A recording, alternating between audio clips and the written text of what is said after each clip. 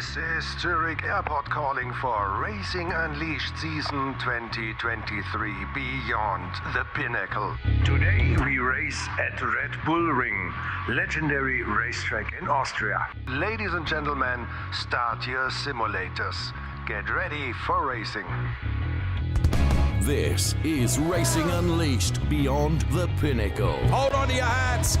We are on the grid. Who is going to be king of the late breakers? Excellent onboard shot. Michael Speedle is throwing absolutely everything at this, including the kitchen sink. And he is a fighter, a warrior. And look at this! Look at this!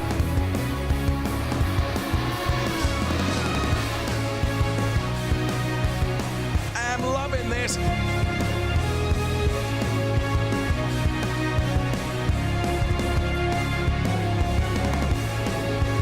Take your hat off and give him a bow.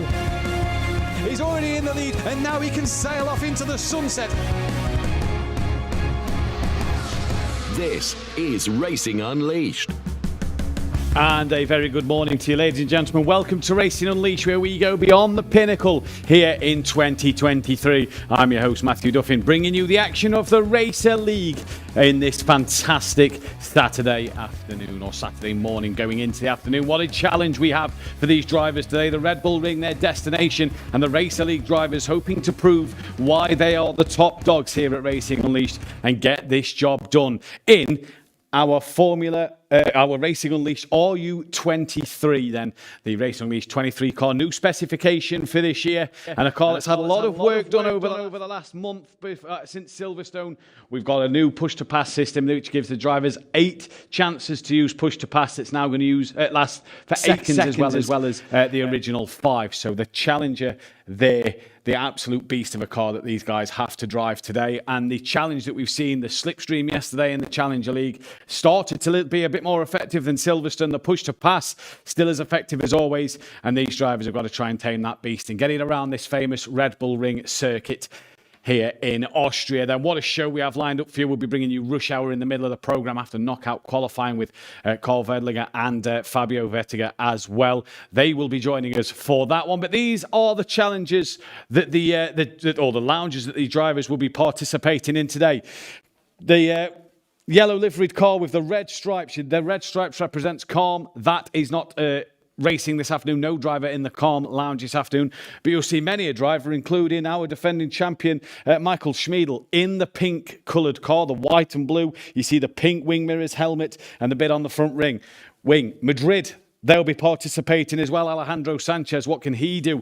That's got the yellow to define Madrid. Light blue, no Zurich Airport Lounge racer drivers there today. That is the light blue one, but you won't see that one on the grid either. The one you will see is the Zurich Kemptal Lounge of the light green on that far side, the helmet and the wing mirrors.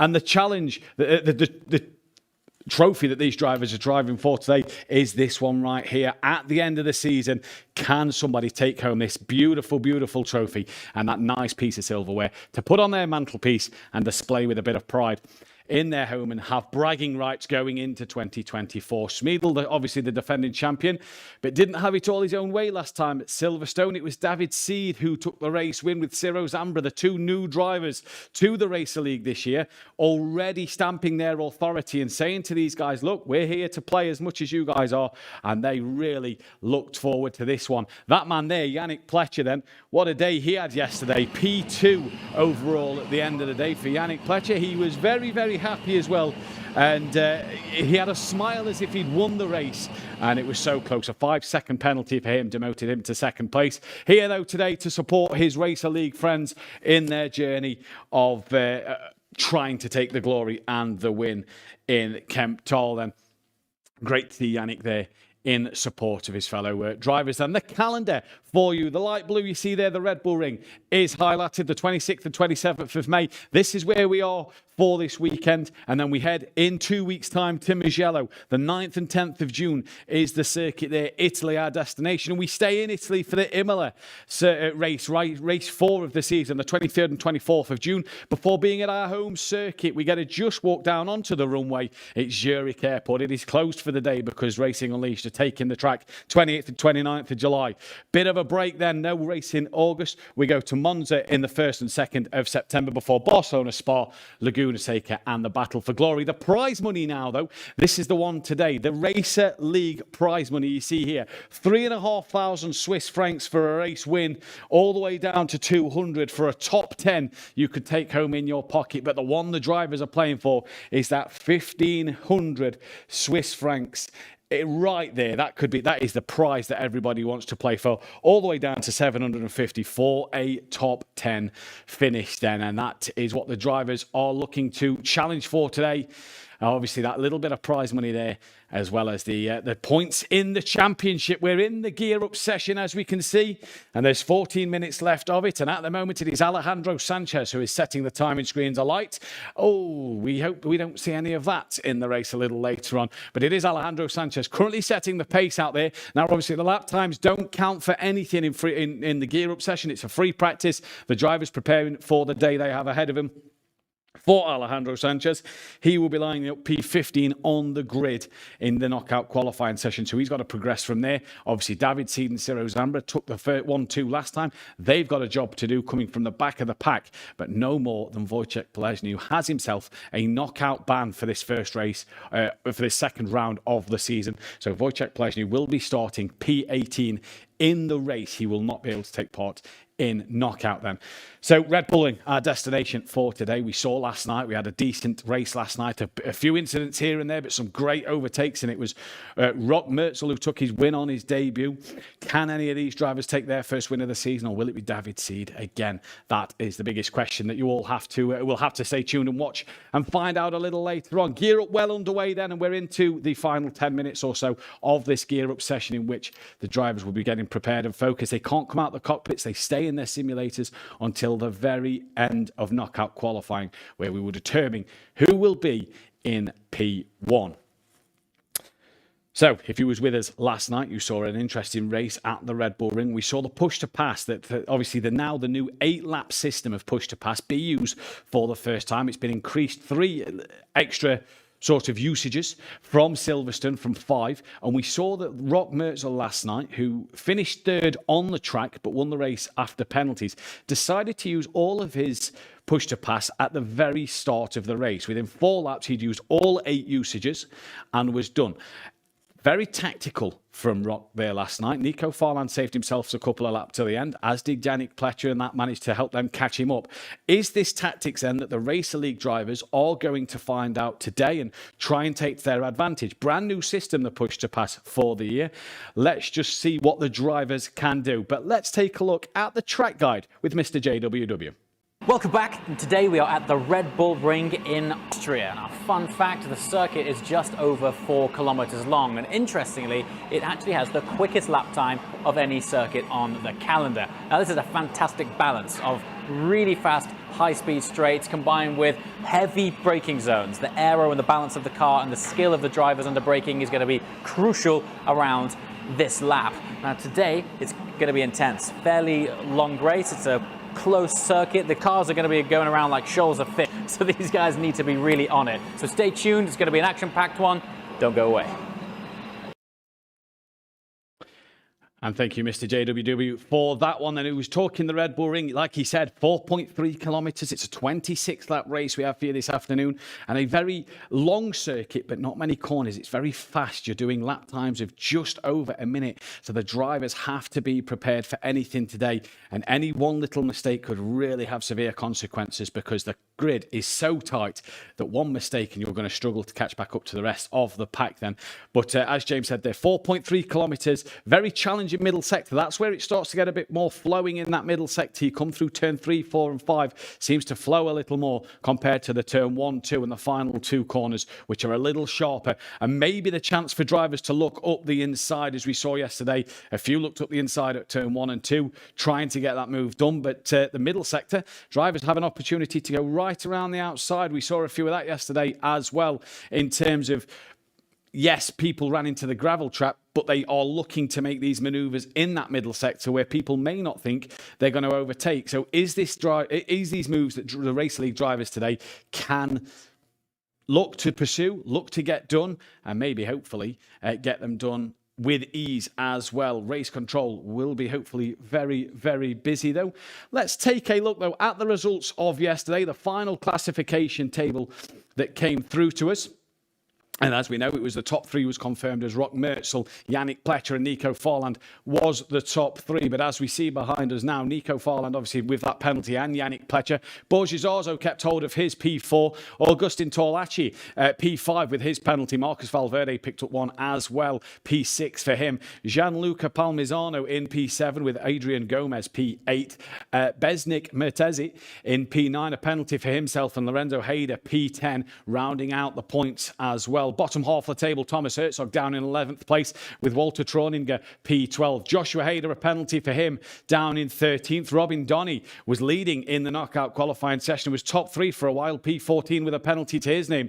Roberto Miguez, penalty, drops him to 15th. Fabio Schlegel, 16th place with 17th going the way of Mario Stanek, penalty to his name. Andreas Koch in P18 with Matthias Overkirk in 19th place. Michael Farland rounding out the top 20, a lap down. Here, though, we now have the standings, I do believe. We've got 3 drivers with a knockout qualifying ban for next time out. We'll bring them to you, obviously, next time, I believe, Joshua Hayder and Marcus Valverde. Not sure on the other one. But here is your classification, then, your race championship standings. Yannick Pletcher has a commanding lead at the moment over Nico Farland.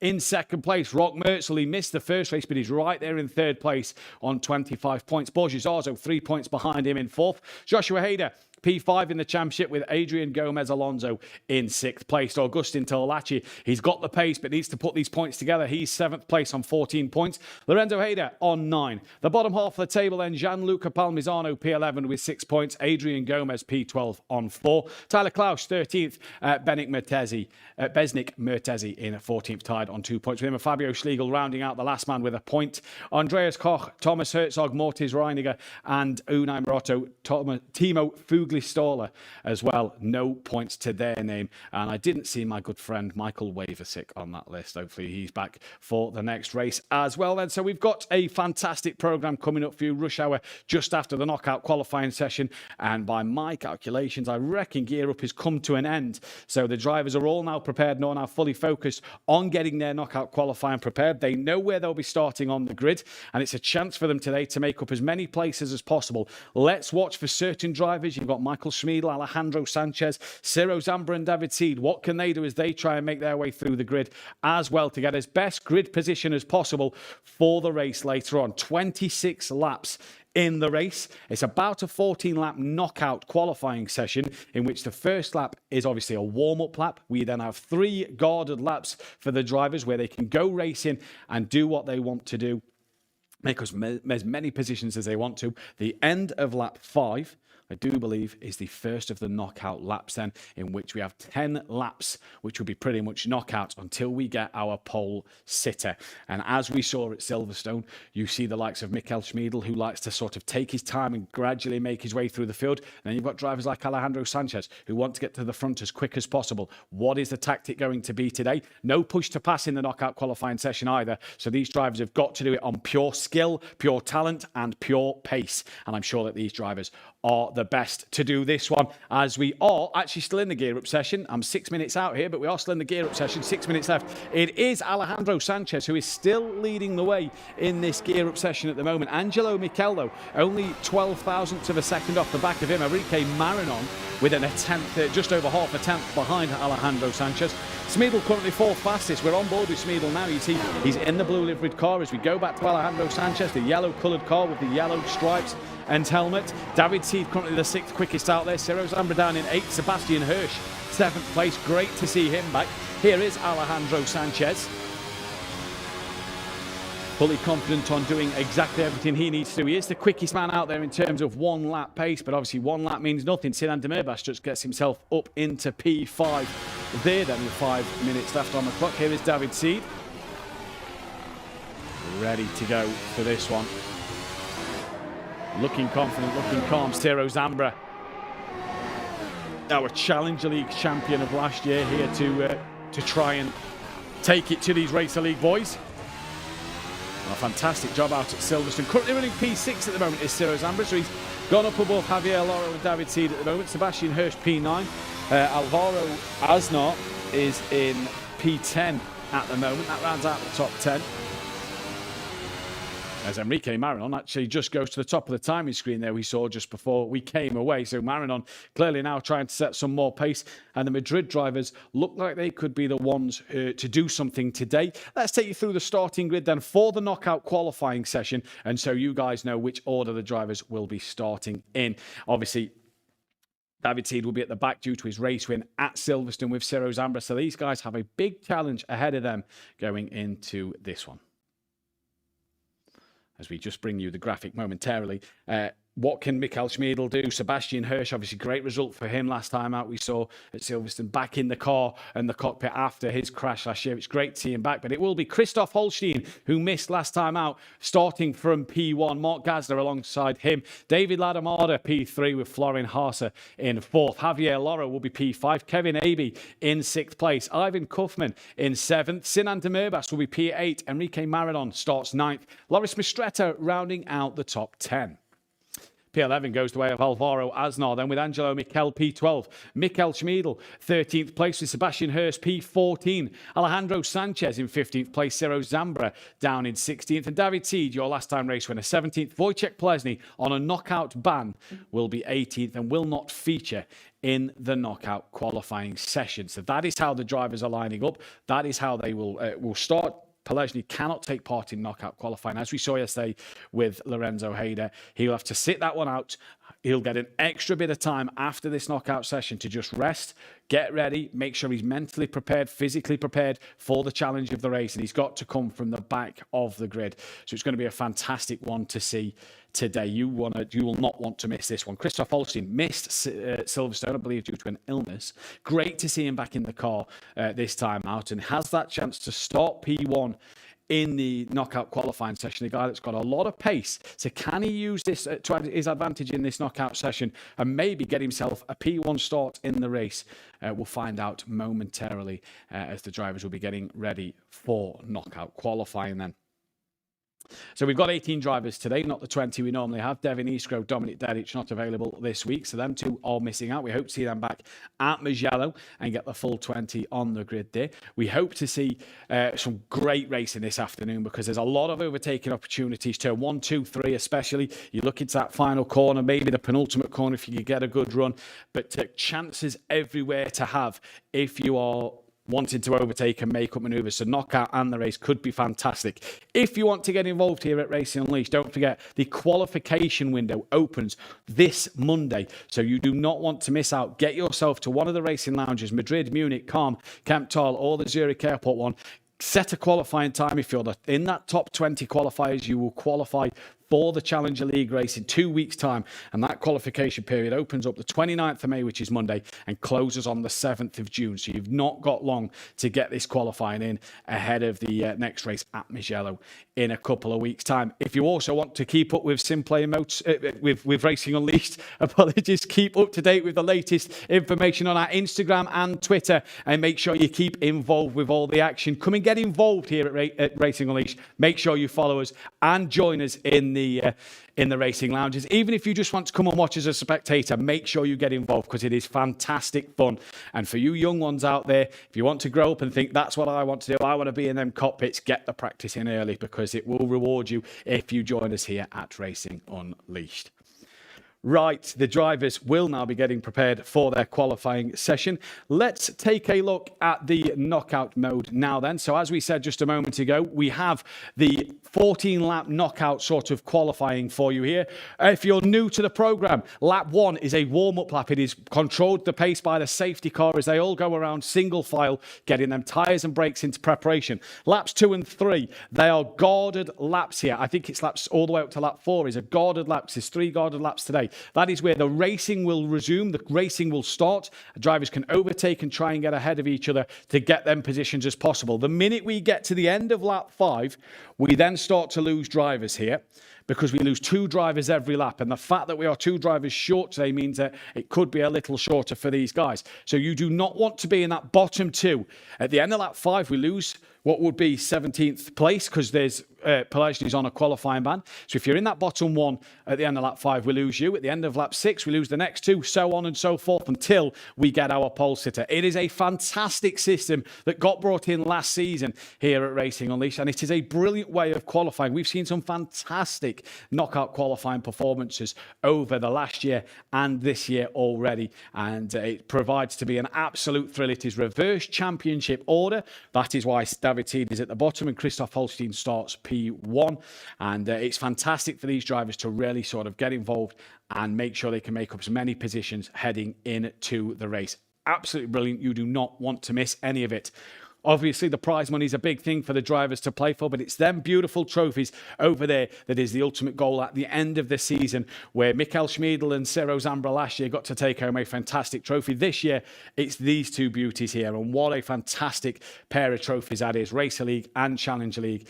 All brought to you from our interactive studio here in Zurich Airport, which is, I have to say, this is the 3rd programme this season after the Prologue and Silverstone, and I'm still overwhelmed at how beautiful this studio actually is, and it gets better and better every time we come here.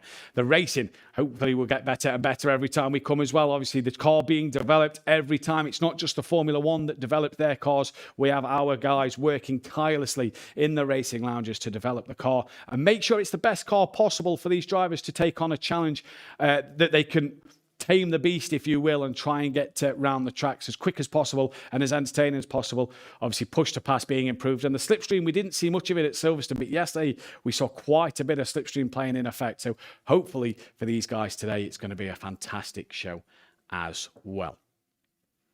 So the drivers then, you see them there, still in their simulators. That, I believe, is Christoph Holstein getting ready to go. And I think gear up has just come to an end. So he is now preparing himself for what will be a fantastic knockout race, or knockout qualifying, should I say. A sprint race format, if you will, like you see in the Formula One. And they stay in their cars while they get the race control, gets grid sorted and puts them all in the positions they need to be. I assume Christoph can't hear us, but if he can hear us from the racing lounge screens that they have around, give us a little wave, Christoph, if you can. If not, hopefully you have a great race, and we look forward to speaking with you hopefully later. He's in the zone. He's ready to go in his cockpit. Obviously missed Silverstone, so what can he do this week? All eyes are going to be on him to see what he can do from that P1 spot in knockout qualifying, and hopefully to see what he can do going forward into that race, because he's got a real chance here with Mark Gasner and David Ladamada around him. He's really got a chance to pull away a few of the Kemptall guys sat at that front end of this grid in knockout qualifying, so it's going to be difficult for them to get as good a grid position as possible. You just see there, I think we saw Ciro Zambra. There is David Ladamada just getting the steering wheel back on and making sure everything's okay and good to go. He'll just be a little nervous at the moment. Ciro Zambra, determined, hands on wheel. He's just focused, taking in everything around him, making sure that he's fully aware of the job he's got to do. Obviously, he's used to coming back from the back of the grid in the Challenger League, so he's got to do it now, but it's still against a much tougher grid and a much tougher field this time around. So all eyes will be on him as he comes to the forefront of this grid, as David Ladamada gets the wheel back on the simulator now. When it clips in, there we go. I think we're on. Looks like a change of wheels for David Ladamada here. So hopefully he's sorted and ready to go. And this will just be playing on the mind. You've got Ciro Zambra and Christoph Holstein there who are just in the zone and able to focus and get ready. David Ladamorda here, look, a change of steering wheel. And it's always he's got to now really try and focus. And Dave Ladamorda always seems to have a steering wheel problem at times. So he's always changing his steering wheel. Obviously, got to feel comfortable in these cockpits. You've got to feel comfortable when you're racing. So for David here, he's now he can get in the zone. Now the swap of the steering wheel is being done. He now can relax. Have a breather, have a moment. It's all changed. It's all good to go. Ciro Zambra there looks like he's visualising the track. As you just see him turning the wheel as if he's visualising his gears and his circuit, his braking zone and his braking markers. Christoph Holstein, he's just sat comfortable. He's having a nice chill and a nice relax. He's ready to go in this race as well. So it's interesting to see there the three different drivers, the three different preparations. Obviously, David Ladamorda is a bit chaotic at the moment. He's had to have his change of wheel. Ciro Zambra's sat there visualising his circuit. And for Christoph Holstein here, he is just nice, calm, relaxed. You know, eyes closed, take a nap. Just don't take too long on that because you want to make sure you don't miss the start of knockout qualifying. He is in the zone, is Christoph Holstein at the moment. No distractions, just peace, quiet, close his eyes, visualise what he's got to do. And it's fantastic to see at the minute. I think a thumbs up there from someone in the background just to say good luck. Hopefully he will have a fantastic knockout session coming up in just a few moments' time. It's going to be an absolute fantastic one to see, and fantastic work from our camera crew in the Kempthal Lounge over there in Zurich as well. So it's fantastic to see all these live shots of the drivers, the friends, the family, the colleagues at Racing Unleashed, and get the real atmosphere in our racing lounges. That is Munich. And like yesterday, it's not as dark as yesterday, obviously in the middle of the day. But what we have is Michael Schmiedl, I think, just at the bottom of our screen here. And we've got all our lovely ladies, as they like to call them, in Munich, ready to go. And there, another angle of our cockpits. No drivers in them simulators today. I love the feel of the Munich lounge, the darkness, the fact that you're so prepared and ready to go. There's another shot of our lounge in Kempthal. There you see the three drivers. Yannick Pletcher just chilling on the couch behind him. And David Ladamorda now looks a little bit more relaxed now that his wheel's been changed. He can now focus. Ciro Zambra still turning the wheel. So he's clearly visualising the circuit. And what do these drivers have to do today? It's great to see the different perspectives of all these guys. It's great to see, Christoph Holstein looks nice and calm. David Ladamorda, just a bit of a stretch of the arms maybe there. And Ciro Zambra still turning the wheel. It's so fascinating to see each individual prepare for a knockout session. And obviously, this might be how they prepare for the race. There's Yannick Pletcher, a thumbs up and a P2 he's saying there from yesterday. Great to see you, Yannick, once again. Hopefully you are doing well. And that is our lounge in Madrid, one of our drivers in Madrid, getting his gloves back on and being prepared. He's ready to go. Madrid looks like it's got a very dark lounge this afternoon as well. So the darkness surrounding these drivers, and I think it gives you an extra sort of quality of just concentration. You've not got any lights distracting you much. You've just got a nice, calm, visualize on your screen in front of you and the job you've got in front of you. And what a day, what a job that some of these drivers have got in front of them, because points to be gained up and down this grid, and obviously a tight field as it is, and championship points to be won and lost throughout the season. Race 2 of 10, obviously Mugello in 2 weeks' time. And we look forward to being back in Italy for that one. We pretty much 3 on the bounce here. We've got today, 2 weeks we're at Mugello, another 2 weeks after that we are at Imola. But this is part of the prize that the drivers are playing for, the prize fund, if you will, of the Racer League. The Challenger League to the far left, the Racer League on my right, just over my right-hand shoulder. 3,500 francs, 2,500 for P2, 1,500 for P3, a grand for P4, 750, 600, 450, 350, 250 and 200. Are on offer today before the bigger prize at the end of the season, the chance of winning the championship, 1,500 Swiss francs in your back pocket. Oh, what life-changing money that could be. 9,000 francs for P2, 6,000 for P3, 4,000 P4, 3,000 for P5, 2,000 P6, 1.5 for P7, 1,250 for P8, 1,000 for P9, and 750 for rounding out the top 10 in the championship. So even though it is early in this championship and nobody is so far a front runner, you always want them points. You want to be consistent finishing them points, because it's not just the chance of being in that top 10 in the championship. There is some prize money you could take home with you at the end of the season, as well as every race. So it's nice to just get them little extra funds in the pocket for the drivers then. So knockout qualifying coming up momentarily around this famous Red Bull Ring circuit, in which our Mercedes AMG GT3 car will be taking us away and through it. And I believe it's Roy once again who's driving it in Kempthal for us today.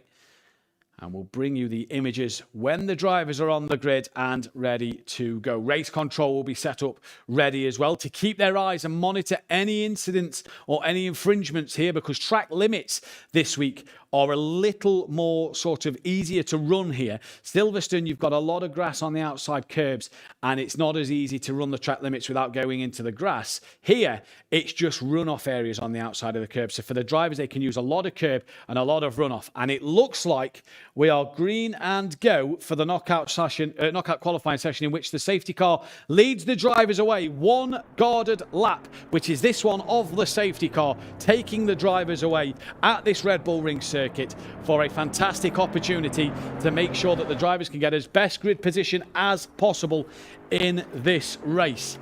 Christoph Holstein leading them away from Mark Gasner, David Ladamada, Florian Haase, Javier Loro, Kevin Aby in P7, Ivan Kuffman P8, Sinander Merbas is P9.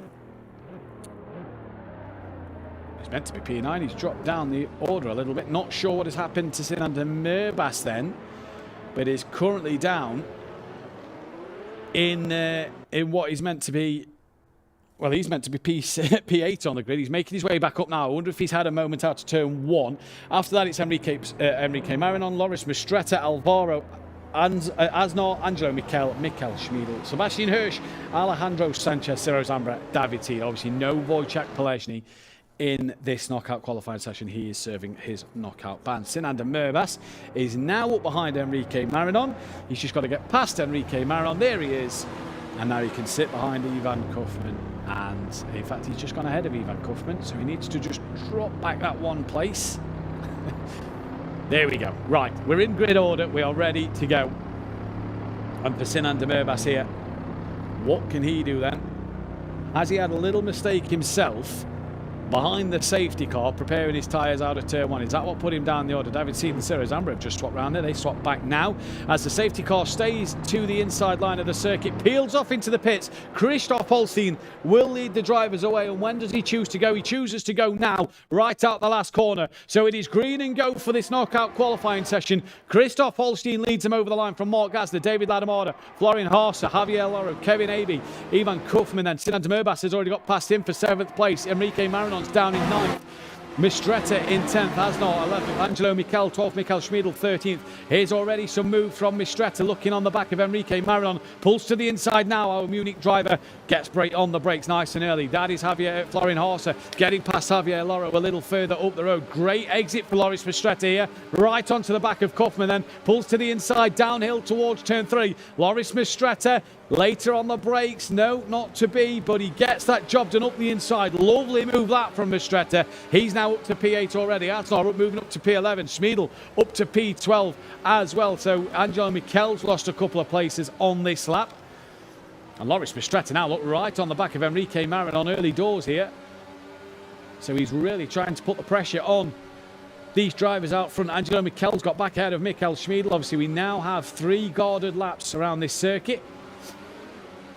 And Schmiedl back in front of Angelo Mikel, so changes down the order at the moment in this knockout session. As Christoph Holstein does the fastest lap of the race, they're 4 wide in the background, but what a move that is from Schmiedl. Up the inside of Aznar then, into P11, lovely move that.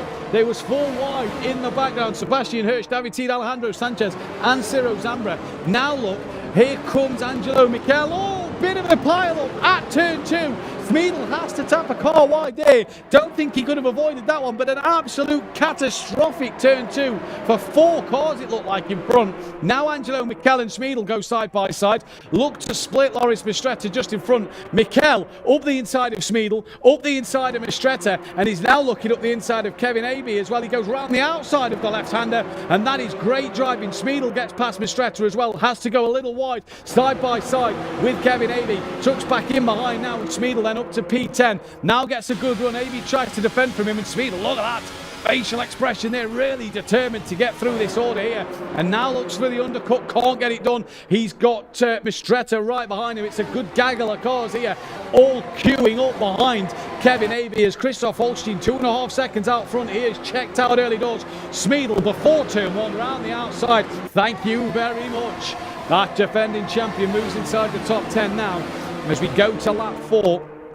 Sebastian, they are queuing up behind Kevin Aby here. Mistretta late on the brakes. How doesn't he go into the back of Schmiedl there? I don't know. He's managed to avoid him. I believe Kevin Aby has hung on to that position. And look at them in the background. Aby back ahead of Mistretta. Ciro Zambra ahead of Alejandro Sanchez. Hirsch has got himself ahead of David Seed. Here is Ciro Zambra then, right behind a few of the other drivers. That is Sanchez trying to go right around the outside of Ciro Zambra. Bit of a wiggle there for Alejandro Sanchez. Makes a little bit of contact there. Nothing I don't think anybody could have done there. Keeps his nose up the inside. 2 cars up front. Push each other off. And as Ciro Zambra has to avoid one of them, he just makes wheel contact there with Sanchez. Again, nothing really in that one, but Sanchez now moves himself into P12. De Merbas up to 15th. Sebastian Hirsch in 16th place as well. Here is Sinan De Merbas in that 15th place, and we start the lap now where we start to lose drivers.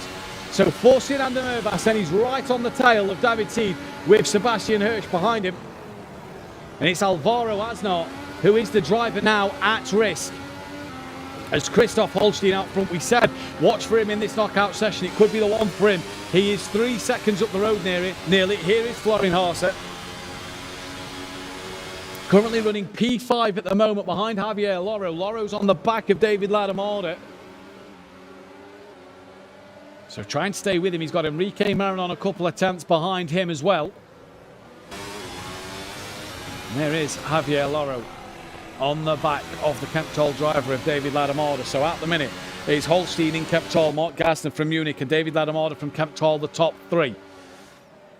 Asnar 3 seconds behind. He is the driver at risk on this lap, and 3 seconds coming towards the end of the lap. Looks like that could be it for him. So that's going to be a 17th place start for Alvaro Aznar here then.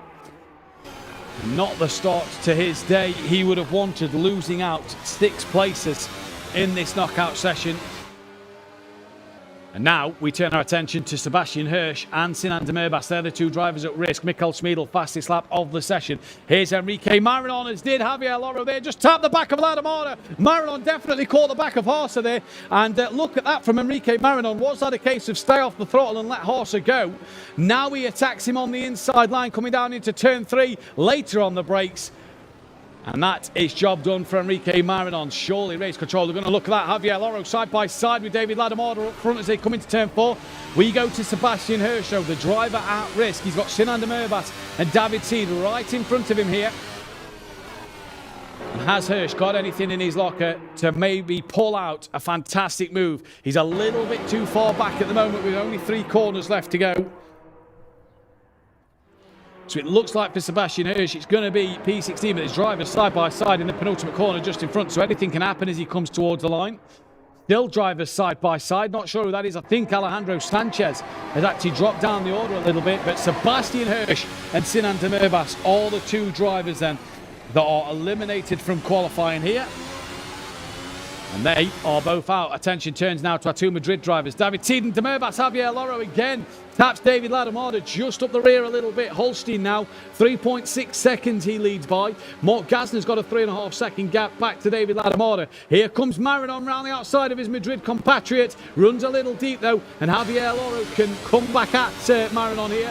Has Marin got enough to keep it back up the inside? No, thinks of just tucking behind and waiting patiently. But if he's not going to get the move done, if Loro's not going to get the move done on Ladomada, Marin fancies a go at him here.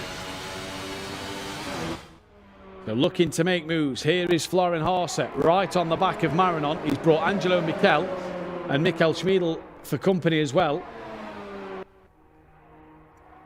It's a bit of a train here behind David Ladamada now.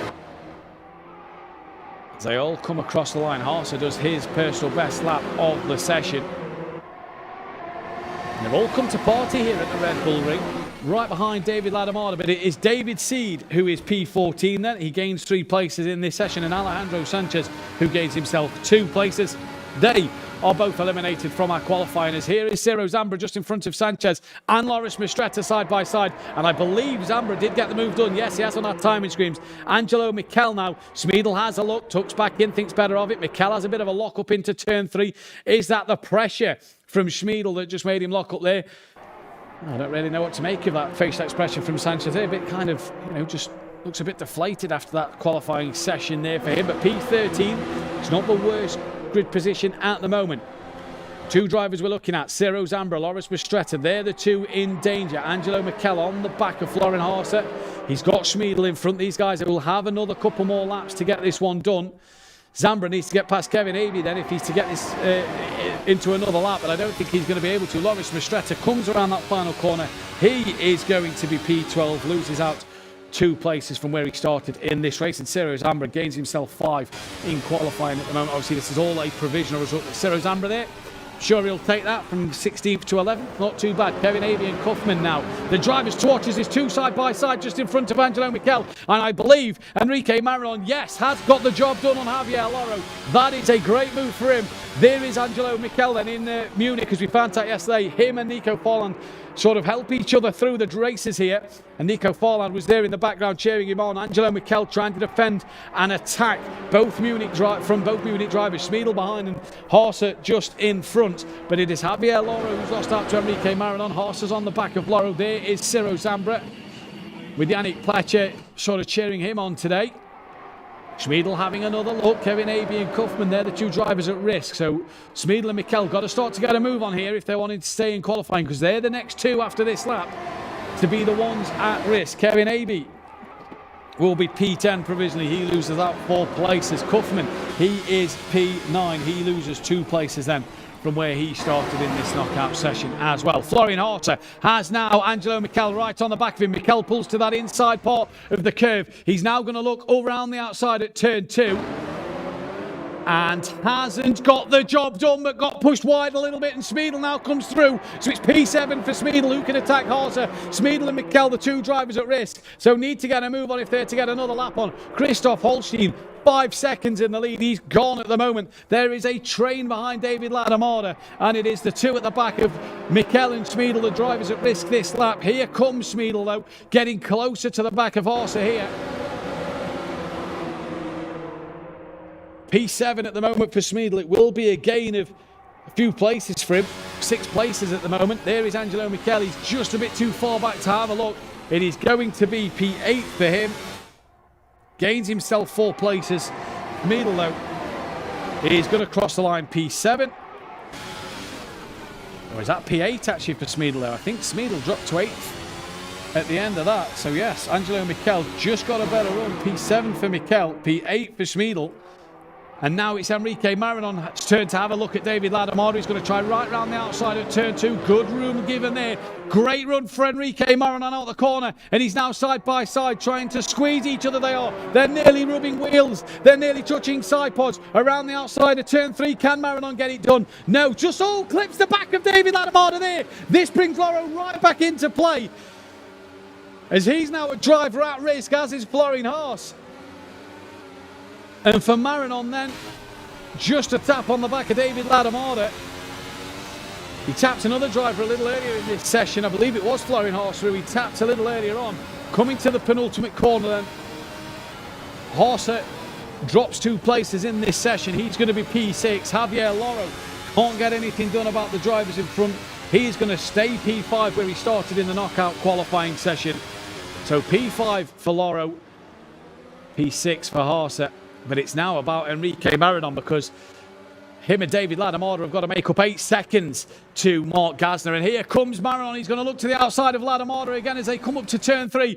Has he got the job done? I believe he has. And Marinon, yes, into P3 at turn 2. Great manoeuvre there. But you have to say that's as good as it's going to get, because Marinon here is pretty much done in this session. 8.3 seconds when you're halfway through a lap is pretty much done. So for David Ladamada, just loses that 1 place in this knockout session and drops to P4, or will drop to P4 potentially. Marinon's got to finish his lap yet. Could make a mistake for Enrique Marinon. No, what a gain for him. 6 places he could potentially gain here in this knockout session. And it is all pretty much done for qualifying, because Christoph Holstein just has to bring this home. He's on his final lap here, Christoph Holstein is. And what a knockout session for this man. Was so relaxed in the cockpit before we came into the qualifying session with the camera views we had. Was so calm, was so confident about everything he had to do in this race.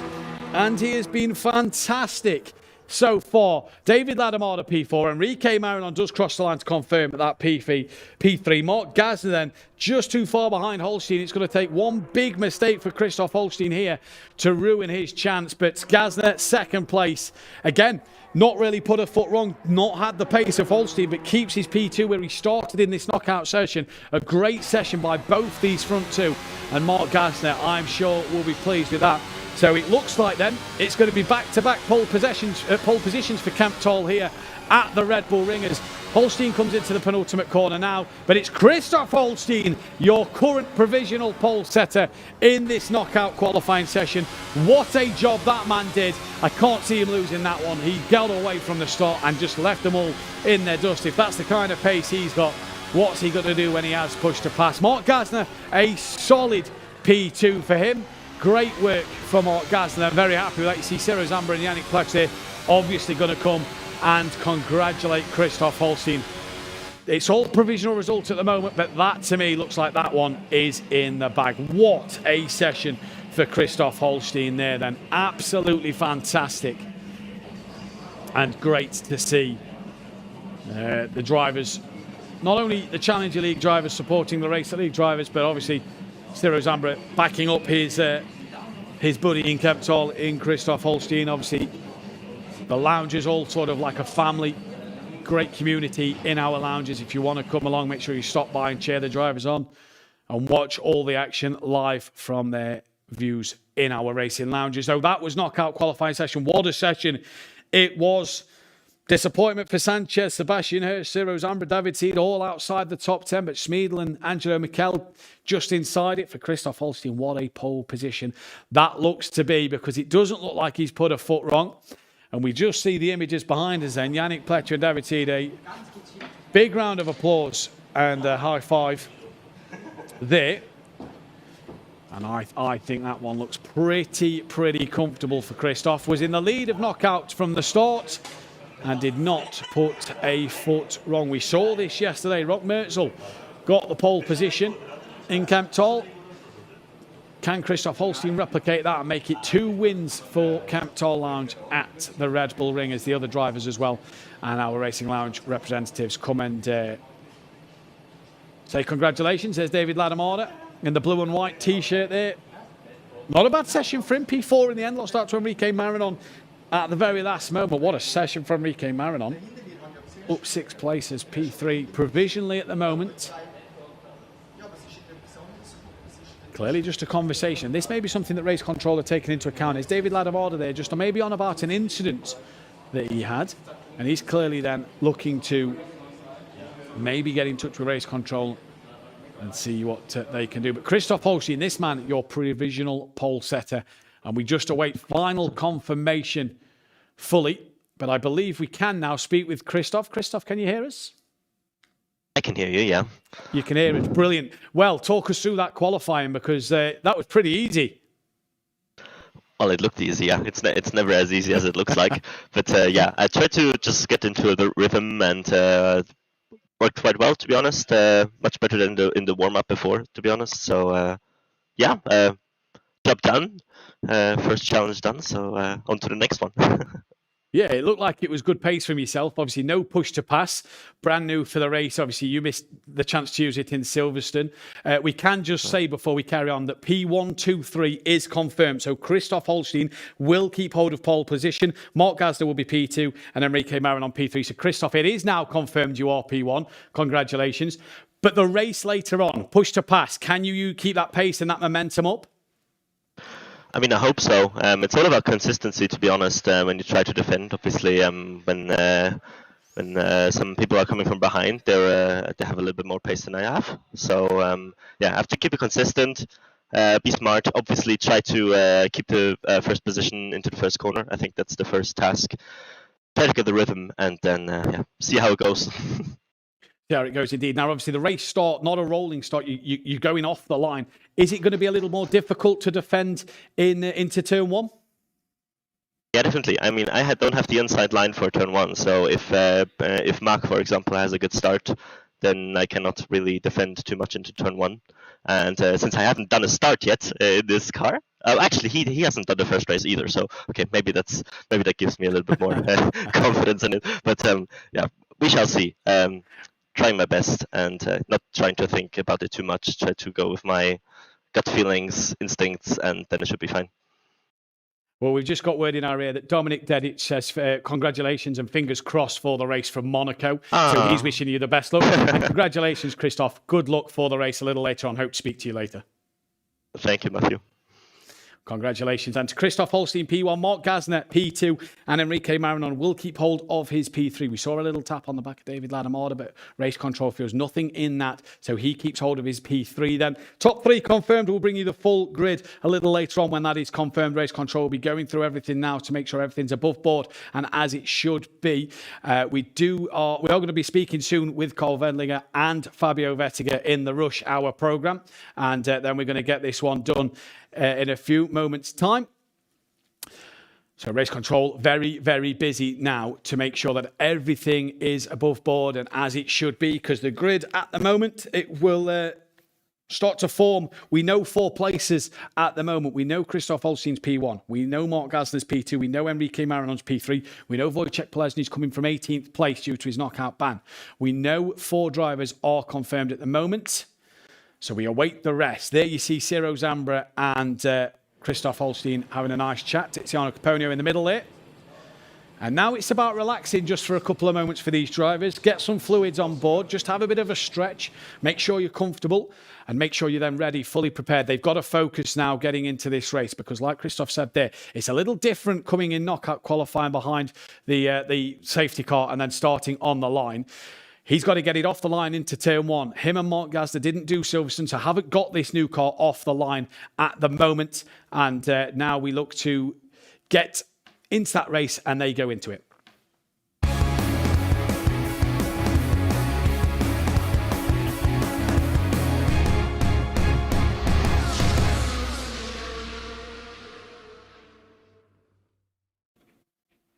And welcome back. We're in the Rush Hour programme and I'm joined once again by Carl. Carl, good evening. Good morning. Good morning. We're going to be talking penalty points once again, just to remind the viewers, all new viewers who are here. Obviously, we've seen last night, today, Wojciech Polesny with a knockout ban.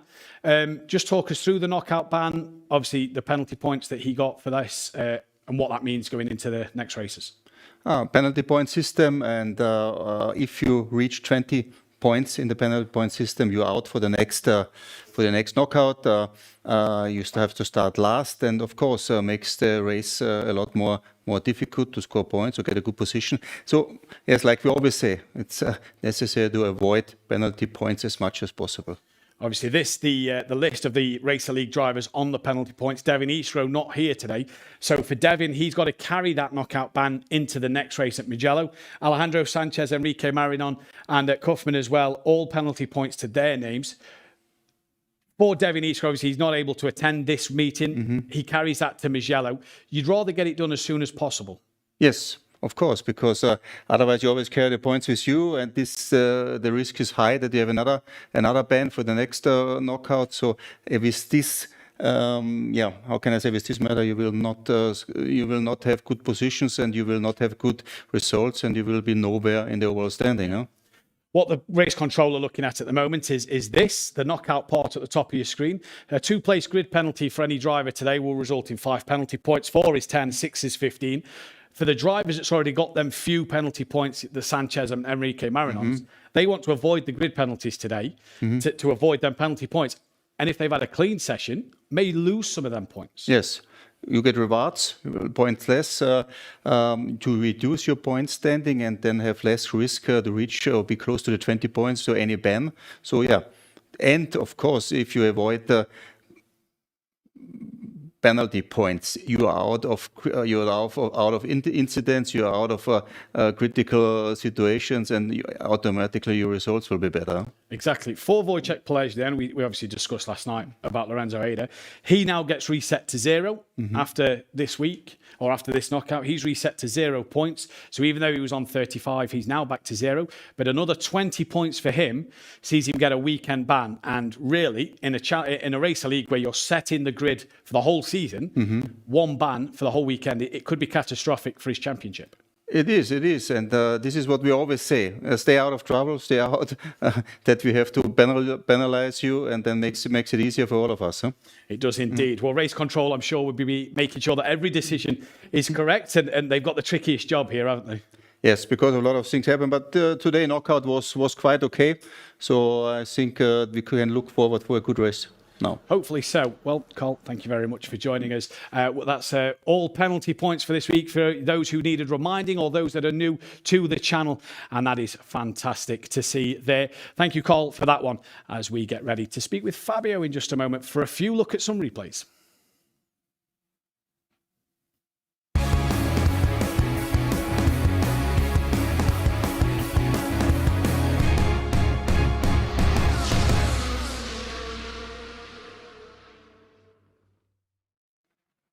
Welcome back to the Rush Hour programme, and we're joined by Fabio Vettiger, and it's great to have you back here, Fabio. To say that we was getting our experts from the lounges, third time lucky here. Yeah. Can't keep you away. Yeah, I mean, not as nervous as the first time around, but happy to be here. Excited to have also another guest here in a few minutes' time, so looking forward. Yeah, got one of our Challenger League drivers just being microphoned up at the moment. Thomas Herzog will be joining us momentarily as well to take a look at a few replays that we'll have coming up shortly. What did you make of the knockout qualifying session? It seemed a lot better than yesterday.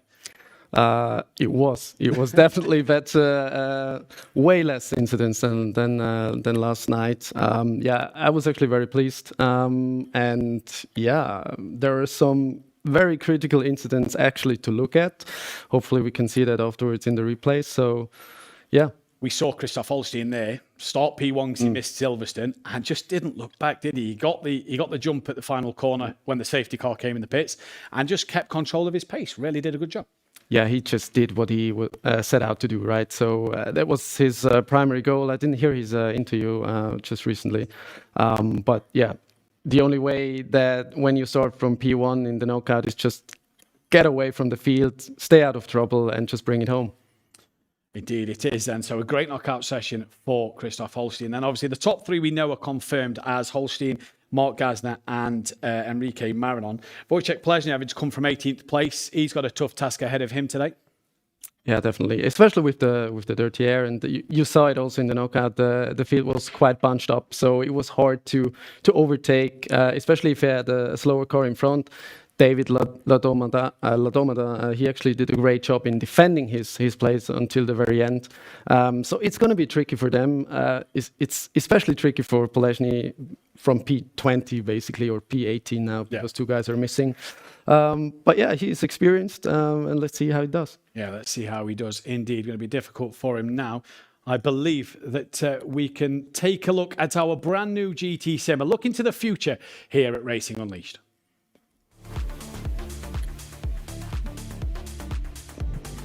Here then in the circle at Zurich Airport, the Racing Unleashed GT Simulator, brand new VR headset, brand new simulator in the GT cars. James Walker was there to go through it all and have a little look and a little try himself. Absolutely futuristic design to the simulator and the new screen on the steering wheel, meaning that you can see your telemetry.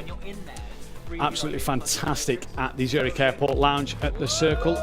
For you to come and have a try if you want to take on GT cars and want to have a try on Assetto Corsa. Competizione is the simulator that they are running this platform on. Virtual headset as well, VR headset, so it gives you that proper immersive feel to the car, and you can look around the cockpit of the car. This is Racing Unleashed Beyond the Pinnacle. And I believe, Fabio, that we spoke yesterday, and it looks absolutely fantastic. We are joined now by Thomas. So Thomas, great to have you here. Hello. Thank you for inviting me for this absolute amazing opportunity to show behind the scenes. Yesterday in front of the cam, so now behind and also in front of the cam. So yeah, it's exciting. It's great to have you here as well. And Fabio, the GT sim looks absolutely amazing at the moment. Just tell us a little bit more. I mean, a lot of work has gotten into that project, really. And as we yesterday rightly said, so next to the one product that we have, the Formula Simulator, the next step was going into the GT category. There is a massive community and people are actually waiting for that. And this is now very exciting for the future. To have such a product at our portfolio. And yeah, massive thanks just go out to all the guys at Racing Unleashed who have worked on this project for such a long time. Also to Moranello, the guys there do a brilliant job also with the Formula Simulator. So really, really looking forward to it. Well, it looks like we've got some replays coming up at the moment. It's Alejandro Sanchez and Sebastian Hirsch at the end of lap 1. I believe we're about to see this load up behind us. And the bonus is we've not just got our Race Unleashed expert here, but we've got a Challenger League driver to give us his point of view as well. So here's Sanchez then. Obviously the yellow car you see. Little tap. Yeah, bit impatient. Thomas, obviously you're a driver. What would you say? Especially in this corner is special tricky to have the balance into the car while you ride over the curbs on the left, and then you take the wheel, slam the wheel over the right, and go into a bumpy curb as well. So this is a small bump on this point, and then you have a little mistake and have this outcome. So it's normal. It's normal. Yeah, you want to go too fast in this corner, and this is the outcome for this activity. Indeed, and as you see there, you've got cars running so wide at the exit to the penultimate corner, and they all got bunched up at the exit to the final corner, and just a bit congested at the end of the first lap. Yeah, that's exactly the problem that Sanchez was facing there. He was obviously off track there, wanted to come back. The car was next to him, he touched it a little bit. And then in the front, obviously, the four guys, it's like a traffic jam. So the guy brakes in the front, the guy has the one in the back has to brake earlier. And Sanchez was just there, couldn't probably react. And it's very unfortunate for him, especially because he has already 7 penalty points to his name, and this was lap 1, so it's double penalty points. If this is deemed a penalty, this could be 17 in total already for Sanchez, and quite catastrophic, possibly getting a knockout ban from his yellow. Marinon and Haase, then we saw this one on screen, and Marinon has been confirmed as P3. So race control, obviously, not looking too much into this. But again, Thomas, just talk us through your point of view here. Same as the scene before. So it's he take his line and his speed, and maybe the distance it's coming too fast into the close. So that's the point. That's the outcome as well. Do you think that the two cars just in front, side by side here, look a little slow? Look a bit of contact between the front two. Yeah. Do you think that's what's caught Marinon out? As he's just then caught the back of Haase, maybe not able to get on the power as early? I think so, yeah. So I don't know exactly what happened with the pedal. So I think he was too early on the pedal. And that's the problem with two cars in front having their own little moment, Fabio, that it's then caused a reaction to the two behind and a bit of contact between them two. Yeah, as Thomas rightly said, so it was a similar incident. It was Haase that had to put on the brakes because the car in front, they had a little tangle as well, which then in hindsight caught Marion off, and he just ran into him. But luckily for both of them, nothing really happened. And I think Marion also gave the place back, because I think he could have gotten Hasse actually on the straight, but he stayed away and left him the room to, keep his place. We're actually going to get to see the incident in front. This is Javier Loro and David Ladamada then just ahead, and tap on the back, probably, yeah. Just unsettles the rear. Could go down as a racing incident. I mean, here nothing really happened. Not too serious. Obviously, it's Loro who touches. Is it David? Yeah. Ladamada, yeah. He touches him from the rear here. Let's see how that goes. Bit of a lock-up there, you see, as well. So maybe lock-up. No. Thomas, is that's what caused Loro? He's obviously carrying that more speed in because he's not locked up. Yes, exactly. With a lock-up in front, and you, as a driver behind of the car that have lock-up, you have a bit of an attention, more attention. You're a bit shocked, and then maybe you brake too fast or too low, or. Yeah, it's a bit of the situation that you can handle correctly for you and the other driver in front. And as a driver there, that's not really a penalty, is it? Just a racing incident. Racing incident. Yeah. For me, especially for me. They leave the job to them up. They've got the hard yes, job exactly. Upstairs. Yeah. We just talk about it and race it. They've got the real hard job. Who made this? But again, it's just the lock-ups really caught Javier Loro out. We're about to see Dave Ladamado once again with Enrique Marinon. This is how I believe Marinon got past. Side by side, down into turn 3. Just a little tap on the rear there. Just unsettles David a little bit. Yeah, but well kept from Dave. Very well. Also, the reaction of Marinon after the touch was brilliant. He didn't stay on the throttle. Actually, he was braking. And I'm sure race control is seeing that. So once again, I believe no penalty here coming to Marinon's name. Very well held there. Yeah. And Thomas, again, is that just a case of, the corner's a little tricky to go side by side around? We see in other series in F1 previous years, people have ended up in the gravel trap on the outside. Just every in the real Formula 1, you have in this corner you have some tricky situations.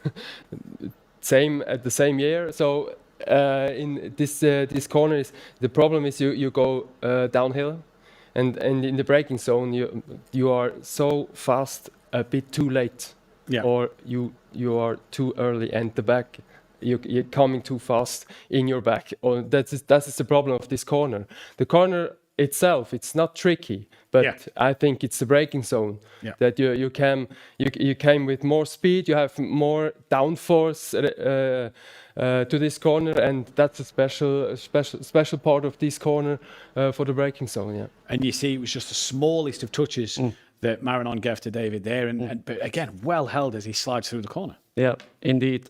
They've had some contact in this knockout, actually, but he kept it on the track, which is good for him.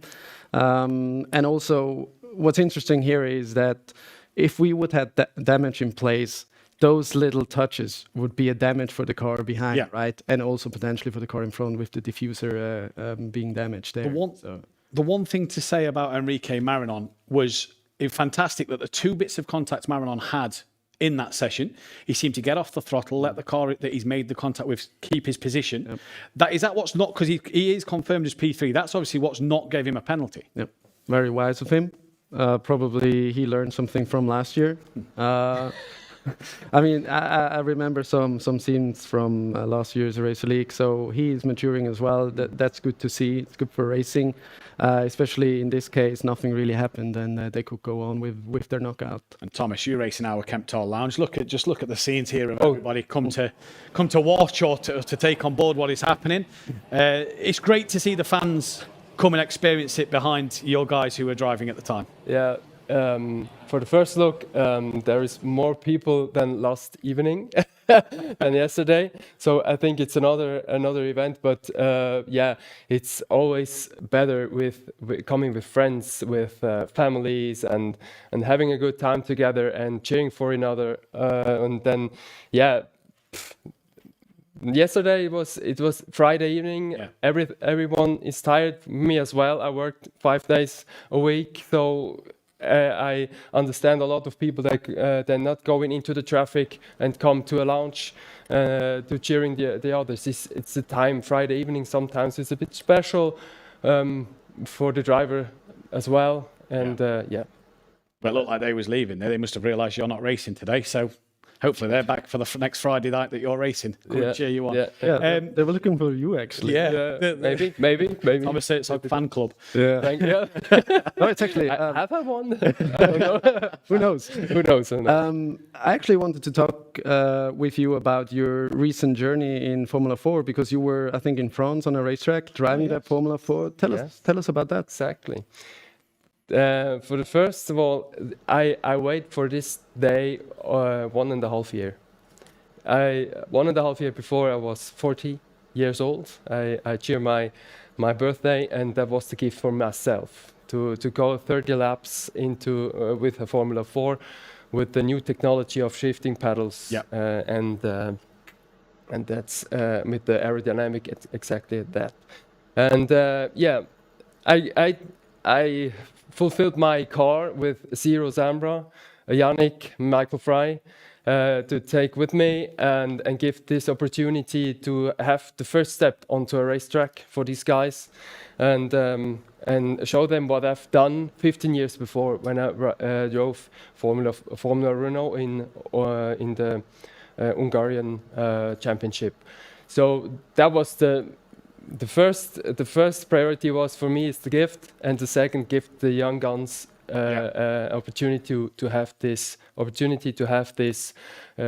chance to sit into a Formula 4 car just for the picture, but maybe in the future to drive this car. Yeah, for me it's 5. I need 5 laps to go in shape, to take my aggressive back. And the track I learned in my simulator at home. Yeah. I never drove on this track, just a virtual on my sim rig at home. So it's pretty similar to the racetrack in real. Yeah. I take at home the Formula 4 and the same car as I drove on the racetrack. It's pretty similar. Just the vibrations, the engine when you shift them back, you have so much bump from the engine into the head and the body, and the physical part of this day was a bit different, but. In this simulator that I drove yesterday, the race here at Racing Unleashed, it's just the physical, the vibrations, and when you drove into a fast corner, the G forces as well. What was it like getting back into the real car then? Obviously, did it give you good memories from your racing days, and how was you after the race? Obviously, you say it takes a lot of physical toll on your body. How was the body afterwards? All good still? For me, easy. For me, it was easy. The guys, the staff there that looks me, you would like to drive 30 laps, and for me, it's I would try the maximum that I can, and then okay, you are the first one over 2 years that drove 30 laps. Yeah, and I will taste it. And there's a good reason actually behind that, because that man is Iron Man, literally. He's like, I don't know how many Ks you do on the bike or how many steps you run during the week. He's just doing sports all the time, so he is super fit. And I wasn't actually surprised when you just said so that you wanted to do the 30 laps in total. Yeah, right after one after the other. So he looks at me and said, okay, you're looking fit. Okay, you have maybe professional helmet and the hand system and something, and then. Did you drive some car in the back in the last 2 years or the 10 years? And then I said, I was a driver, and at the end I was a Porsche Cup driver. And then I stopped my career and switched to triathlon. That was I doing the last 12 years. So I'm fit. I have a bike at home. I'm running every day, and for me it's nothing. And that, ladies and gentlemen, is why Thomas is in the simulators and I'm stood here doing this, because I am not that fit. I would not have done 30 laps around the circuit. Fabio, 30 laps?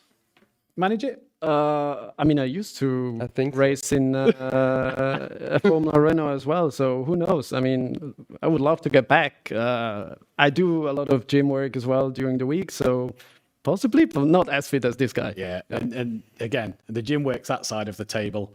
The physique on this isn't the best one.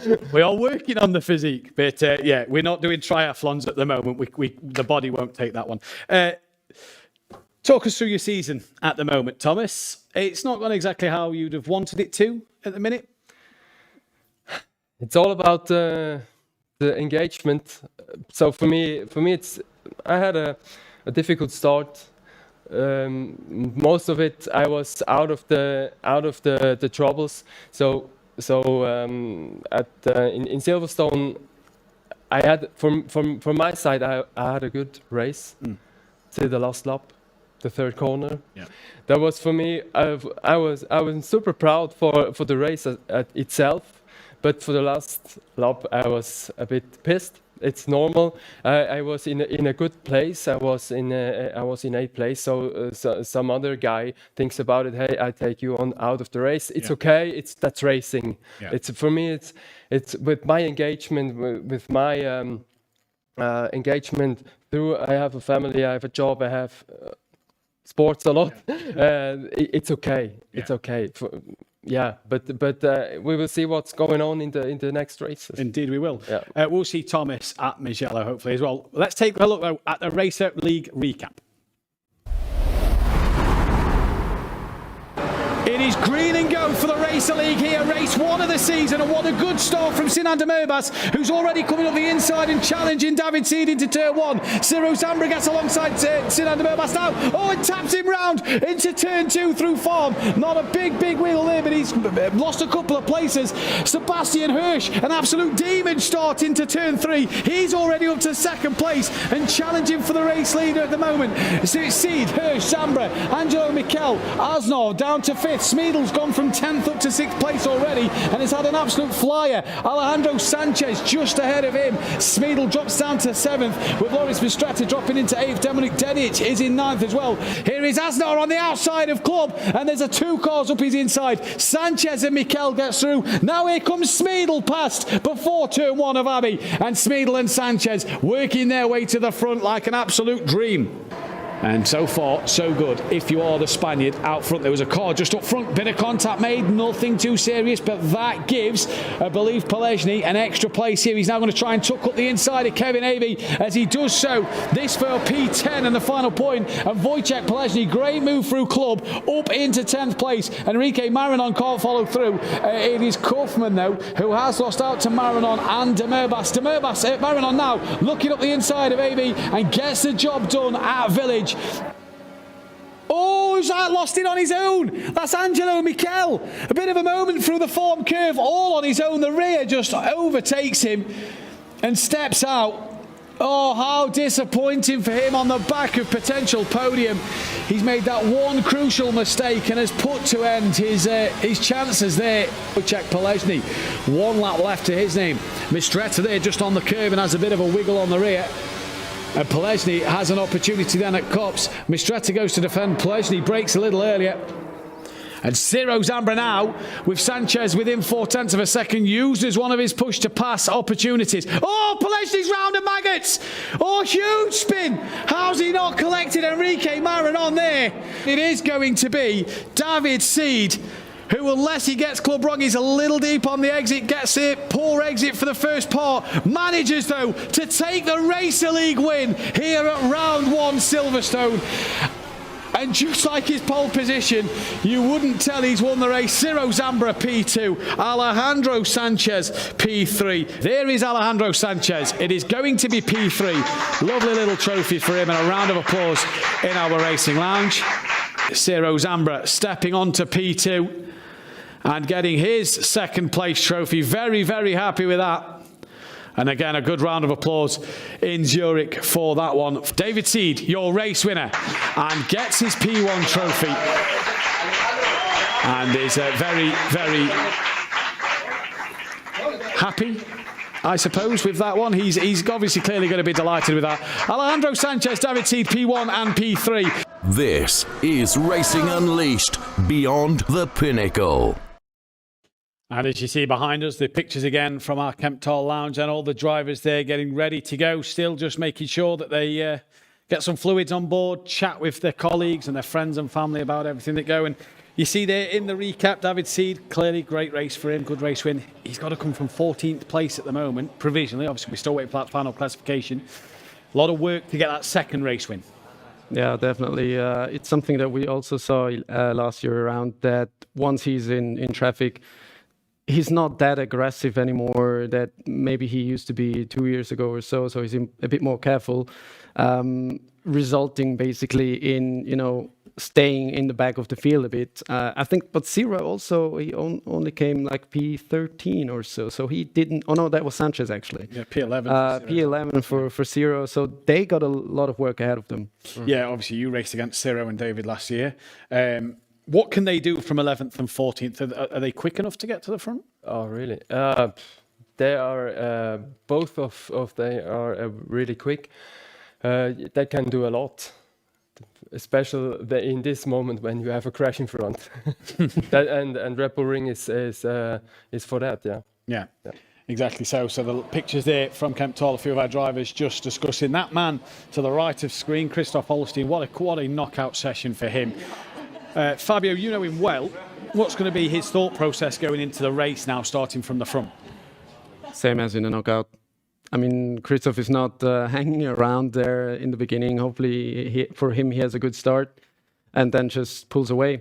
Yeah. And I don't believe his pace is just there yet because he had limited time in the simulator and to practice for this track. So the guys in the back, once they come through, and there is a very fast guy in P3 actually with Maran. Yeah.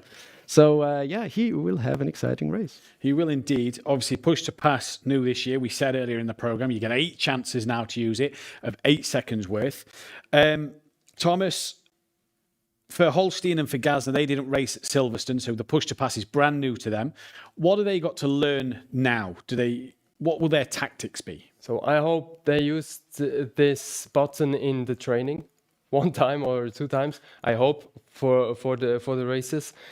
So it's difficult to come faster into the braking zone. Yeah. That's the point. If you brake at the same point with more speed, you will miss the apex. Yeah. That's the point. Yeah. For all using this button, this push to pass, it's that the point to miss the apex. It's especially in these first 3 corners, it's difficult. Yeah, indeed it is. Fabio, the overtaking points today, turn 1, 2, 3. Anywhere else we're going to see drivers maybe look to make a few moves? Yeah, I mean, as we saw it in the knockout, the guys kept it clean. Turn 1, probably not the best overtaking point. Only if the guy has a mistake in the last corner, I would assume. I assume the people are just going to be patient into turn 1 and then try to slipstream into turn 2, potentially turn 3. Indeed, and these men behind us there on the screen, they are the ones who make the difficult decisions. They're the ones that have to make sure the grid is set. Still not confirmed full grid yet. So we didn't see many replays of incidents. So maybe there's a little bit more going on that we haven't seen just yet. It's important to know that the drivers have 20 minutes after the knockout still time to report incidents. Because sometimes they forget during the stress in the race, or they cannot reach race controls because they were already talking to another driver. So once they get out of the simulator, there is actually a QR code that they can scan, report their issue, and that message goes directly to race control. So even though we got limited replays, there could be more reported since that. Obviously, the 20-minute time window from when knockout finishes. Yep. Or from when is that from when they're eliminated or when the session ends? Once the lead driver, so the winner, So there we go. So 20 minutes that's from when Christoph Holstein crossed the line. For drivers to get it in, so Race Control will be bringing us a full classification shortly, and it will be the right classification in their eyes. You fancy being on Race Control? No? You're happy enough in the car? Yeah. Definitely better for me in the other side of the screen. Yeah. No, I love to drive. It maybe in the future. Yeah. Who knows? We go obviously 2 weeks time, very short turnaround. We go to Mugello. Do you like the circuit? Are you looking forward to the track? Yeah, I like the circuit, especially when I drove with the Ferrari there. So I love it. Really, I love it. It's a bit tricky with this car, with the overheating of the tires, but it would be a challenge for everyone. It's the same. Indeed, we've just been told in our ear, and this is quite a big one. Michael Schmiedl, 4-place grid penalty, overtaking off track. Yep. Finished P8. Right, we're just being told as well that it's actually now a 6-place grid penalty, 4 for overtaking off track, 2 for a collision with Demerbas. That's 15 penalty points for the defending champion. What happened there? I didn't really see what happened. So, that's a tricky bit. That's a big one. Right, so we're just being told that he dive bombed Sinan Demerbas, which obviously must have led to the contact. 6 places, which, if I just look at my notes quickly, is 15 penalty points. Yep. He crossed the line P8. That's dropped him down to 14th. Yeah, but he can make that up. But he needs to be super careful. One other penalty, that means he has a knockout ban actually. Yeah, and a knockout ban at Mugello. It's not what you want. It's not what you want. We've just been told as well, Sinan Demerbas, a 2-place grid penalty for him for causing a collision. That's 15th place down to 17th for Sinan Demerbas now. Wojciech Plesny might be get promoted up the grid here. Potentially, yeah. Loris Mistretta also causing a collision at 2-place penalty. That's dropped him 12th to 14th. So that will promote Michael Schmiedl back up to 13th place, I do believe. So this is obviously going back to the drivers. Must have been reporting a few incidents in that 20-minute time zone, Thomas. And we're now getting to a point where Race Control are making their decisions. As a driver, while you're waiting for Race Control to sort the grid, what do you feel?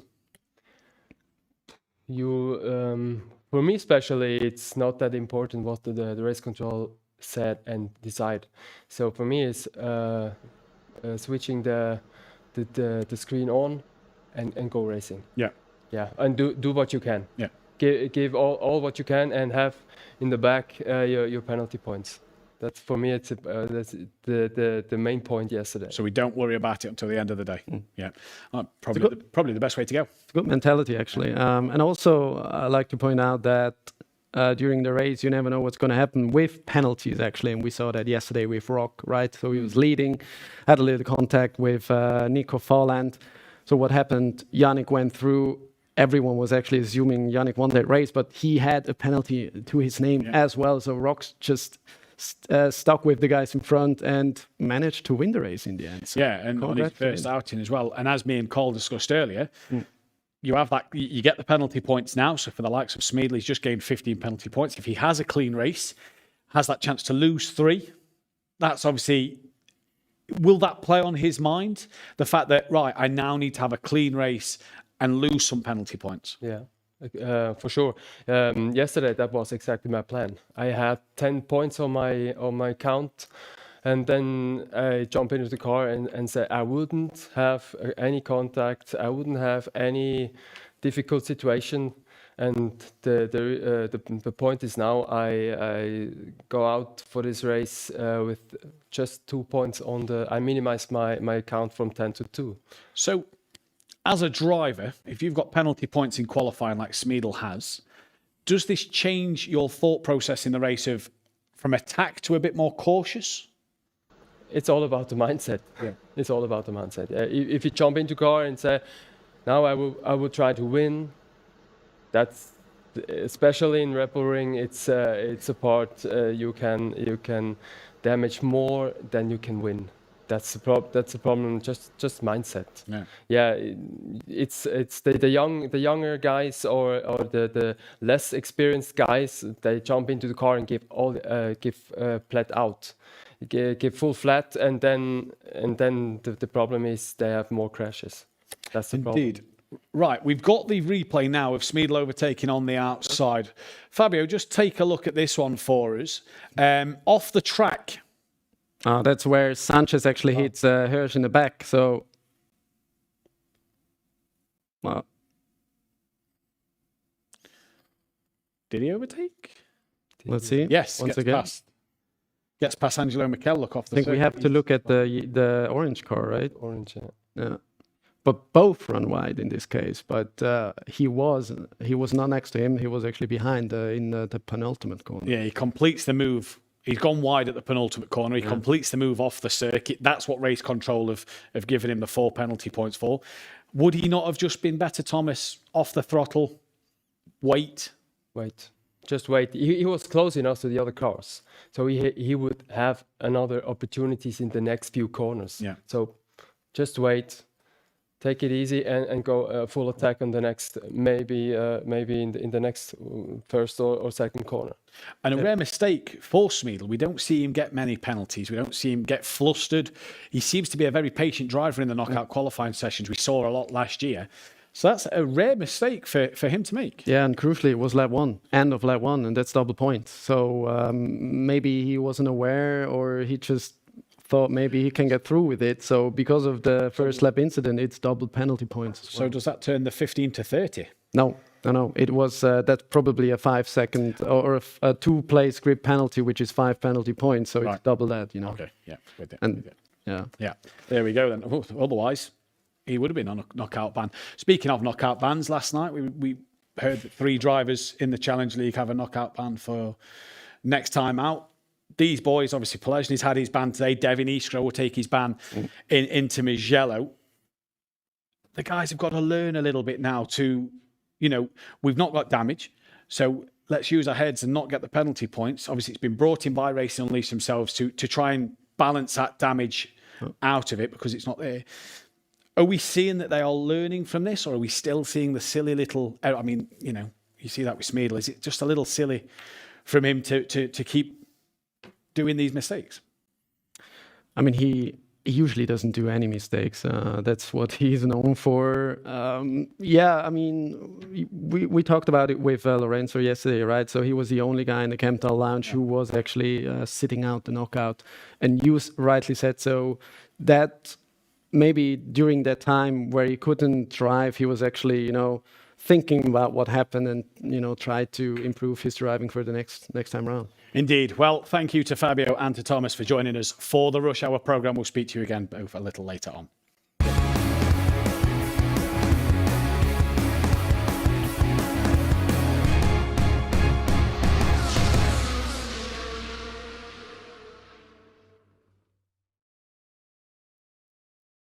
Our programme. We now have a classified starting grid for you all to see, ladies and gentlemen. That was a fantastic rush hour with Thomas Herzog and Fabio Vettiger there. And we'll speak to Fabio a little later on in the programme as he will be joining us just after the race. But as we turn our attention now to the race, we turn our attention now to this grid. And the lineup for the race is as follows. We know that Christoph Holstein, Mark Gazza and Enrique Marinon are confirmed 1, 2, 3. David Ladamada will keep hold of his P4. Javier Loro, P5.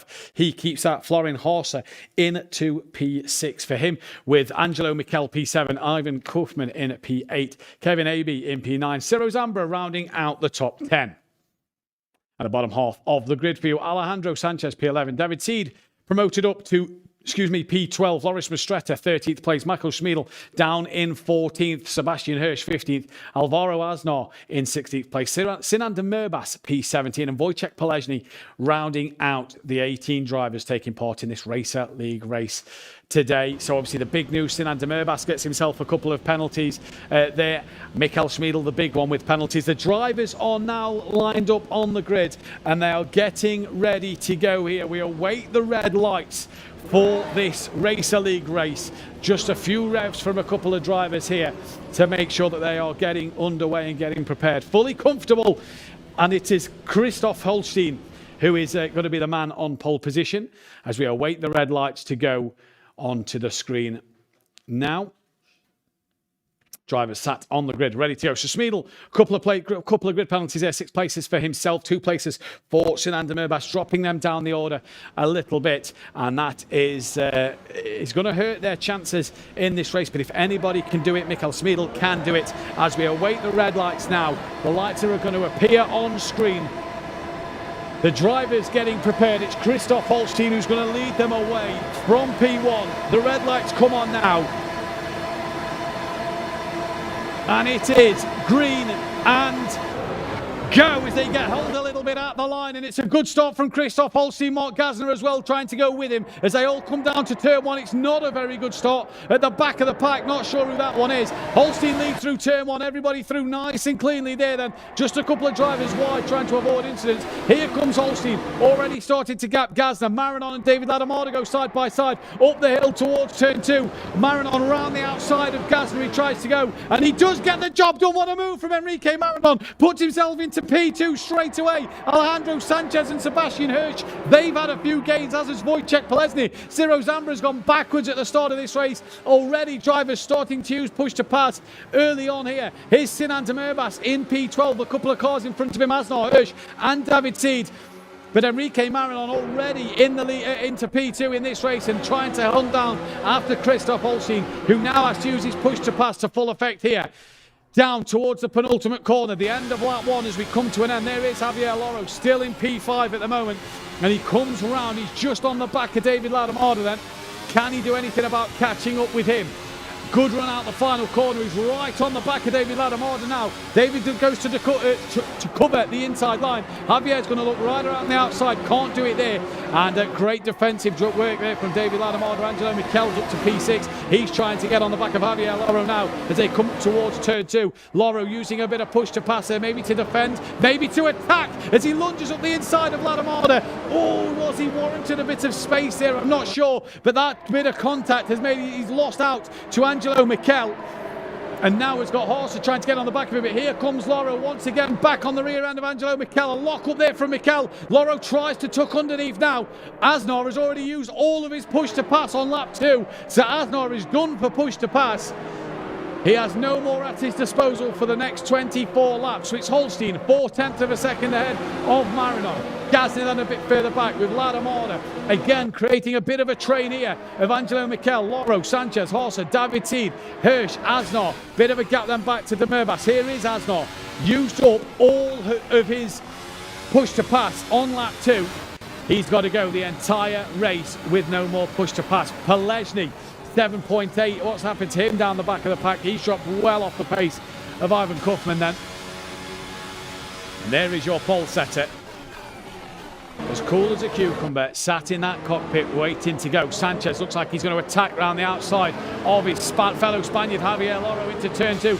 Gets a better run, bit of better traction than Javier Loro. Loro though looks like he's got a bit of a run on Sanchez up that inside. Sanchez going to have to try and put it around the long way. Hard on the brakes from Sanchez. Can he keep it around the outside? Great driving from the 2 Spaniards. They've got Horser just in the background and Sanchez can't get the move done. Does he just have that wheel up the inside? Yes, he does for the left-hander, and Sanchez forces the move. Great driving from Alejandro there. That puts him up into P6. He can now head down after Angelo Mikel, who is still on the back of David Ladamada at this moment in time. Kevin Avey and Loris Mistretta have moved ahead of Ciro Zambra, which is not the race for Ciro Zambra at the moment. David Seed, though, P9 at the moment, and he's going great guns so far. Down the start straight, 8 laps still at his disposal of push to pass. He's not used a single one at the moment. Horser just in front, Hirsch right behind, and Sebastian Hirsch really is looking to attack here. As him and David Seed both use a push to pass. Smeedle's only got 2 laps left.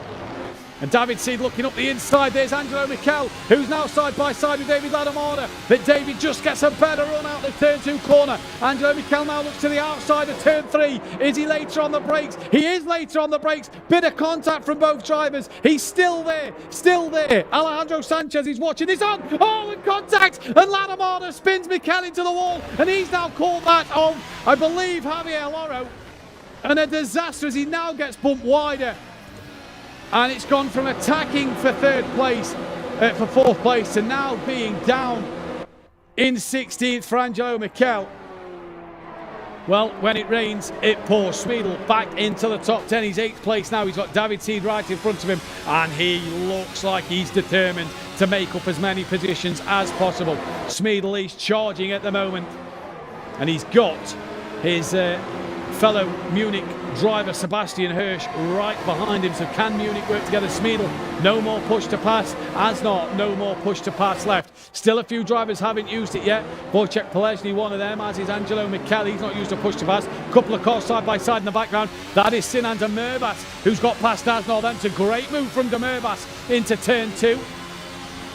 And already Sinan making up some places after being demoted down to 17th place. Runs a little deep at turn 3. That's allowed Asnar right back up the inside of de Merbas. They keep side by side. Is Sinan still up the inside for the left-hander? They make contact, and de Merbas is rounded into the gravel, facing the wrong way, and so is Ciro Zambra. He's off at the left-hander. Was that caught up in the Asnar de Merbas little scrap that was going off? And just a bit of contact there. De Merbas now down to last place. Ciro Zambra's down to 16th. Wojciech Polesny now 17th place. But here comes Holstein. Fastest lap of the race for him. And Smeedle getting closer to the back of David Seed then, who's trying to get onto the back of Florian Haase. No push to pass though for Smeedle. Lap 6 of 26 here. There is Wojciech Polesny. After his knockout ban, he's back in the car. He's 1.2 off the back of Ciro Zambra. Ciro Zambra's got some time to catch up to Javier Loro. Haase has just got past David Ladomada as well, so that's P5 for Florian Haase. And Ladomada just having a few cars behind him. In fact, Ladomada's trying to come back at Haase here. Smeedle's got himself ahead of David Seed, and Ladomada squeezed onto the grass. Gonna look on the inside. He drives right into the back of Florian Haase there. And now Smeedle, thank you mama for the carrots. He'll take 2 places there. P5 at the minute for our defending champion. He's got a lot of work to do to catch Sanchez, but he's puff of the cheeks there. He caught a lucky break and didn't get involved in any incidents. As Smeedle now in the top 5. He's pushing after the rest of the pack. Marinon answers back to Christoph Holstein with a fastest lap of his own, and that puts him now 1.1 off the back of Holstein. Both though with 7 laps worth of push to pass left to use. Gazner's still got all 8 laps. Sanchez has 6 laps at his disposal, but Ladomada here now ahead of David Seed with Sebastian Hirsch right on the back. Here's Angelo Michel on board him as he's behind Loris Mistretta coming up towards turn 2. Little too far back to get a move on there. A few drivers just locking up. Michel a little deeper there. Was that to avoid contact on turn in? David Seed's got himself ahead of Sebastian Hirsch, so him and Hirsch having a little battle a bit further up the track. Here is Sebastian Hirsch then. Now on the back of David Seed after being overtaken. He's got Asnar behind him. And great to see this man back in the cockpit of a Racing Unleashed simulator. Fantastic to see as they come through the left-hander and straight into the right-hander. Easy to be greedy on that right-hand curve there, but he just takes enough wide the track, make the track as open as possible into the penultimate and into the final corner. Great run down here, could set yourself up. Alejandro Sanchez now answers back to the 2 in front of him and says, I'm going to do the fastest lap, 2 tenths quicker. Here comes David Seed on David Ladomada. Job done, easy as you like into turn 1. Great move from the Spaniard. Now uses a push to pass to maybe pull away. Here comes Sebastian Hirsch, who's using a push to pass as well. David Seed goes defensive. Hirsch looks to go through the middle. Backs out of that one wisely so. David Ladomada tucks underneath. What a great move. The undercut for Ladomada absolutely works a treat. Down the straight he comes. Seed uses push to pass once again to keep him there. Is he going to try and go the long way around turn 3? Locks up. That ends that for the time being. Sebastian Hirsch right there, as is Asnar. Loris Mistretta as well gaining. Steed trying to go around the outside of the left-hander of Ladomada. He's got to be careful because Hirsch and Asnar are coming. And David Seed fighting hard with David Ladomada. David versus David as Sebastian now looks to the outside of David Seed. Can't get it done there. Oh, it's a bit of a train behind Ladomada now. You've got Ladomada, Seed, Hirsch, Asnar, Mistretta. Michel looking up the inside of Mistretta there. Kevin Avy's not a million miles away. He's trying to come as well. Here is Loris Mistretta. on the back of Asnar. He's got Angelo Mikel within a couple of tenths. Is he going to look as we look at a bit of an action further forward? Mistretta late on the brakes. How's he got that stopped? He has. Great run out the corner. He's, I think, held on to that place. Not too sure. I believe he has. Yeah, he's got past Asnar. Here comes Hirsch round the outside at turn 3. No, Seed locks up a little bit, goes a bit deeper. That's forced Hirsch a little wider. Can he keep it there for the left-hand bend, though? Lap 9 of 26. Sebastian Hirsch side by side with David Seed. And I'll have P7. Thank you very much. Now they hunt back after Ladamada. Out front, Holstein. 7 laps worth of push to pass still to use. Is 1.6 clear of Enrique Marinon. Does his best lap of a 105.1. While Sanchez a 104.8. He is flying at the moment. Schmiedel does his personal best, a 105 dead, so not quite as quick as Sanchez at the moment, but trying to gain on the front runners. Sanchez, here we are with him, gaining on the back of Mark Gasner then. And for Alejandro Sanchez, he's really trying to get on the back of Mark Gasner down towards turn 3. They both use a bit of push to pass there then. And Sanchez, wise to just be patient and wait. What's happened with Mistretta? Bit of a wiggle out of turn 2. He's lost out to Angelo Mikel. He's also now coming under pressure from Asnar, who's got no push to pass. Neither does Schmiedel or Sebastian Hirsch here. And Mistretta keeps hold of that place over Asnar then. Kevin Aby's got ahead of Javier Loro down the order. Ciro Zambra hasn't made any progress. He's still 15th. Mistretta, though, side by side with Asnar. Asnar has to give him the space. He does so. They get through cleanly into the next left-hander before the right-hander coming up. Asnar very deep there. A lot of curve there. That's just unsettled his car a little bit. Look in the background, that I believe is Kevin Aby and Javier Loro having a little scrap between themselves. And Loro, on the timing squeeze, has got himself past Kevin Aby. Gasner just starting to use push to pass now to maybe defend from Sanchez. Here is Javier Loro trying to get on the back of Asnar. Both drivers in Madrid. Kaufman, half a second behind Kevin Aby. Come uphill, they've got Ciro Zambra and Haase on the back of him. Wojciech Plesny, he's 2.5 seconds off the back of Haase. Sebastian Hirsch can now look out and try and get past David Ladamada. As Mikel looks to try and get round David Seed there. Didn't manage to get the job done though. Good support for Angelo Mikel here in Munich today. He's on the back of P8 David Seed at the moment. He's got Sebastian Hirsch also in Munich P7 before David Ladamada from Keptol in P6. All right in front of him, so 4 places up for grabs. Marinon and Gasner, personal best laps for them too. Schmiedel does a personal best of a 104.8. Holstein still 7 laps of push to pass.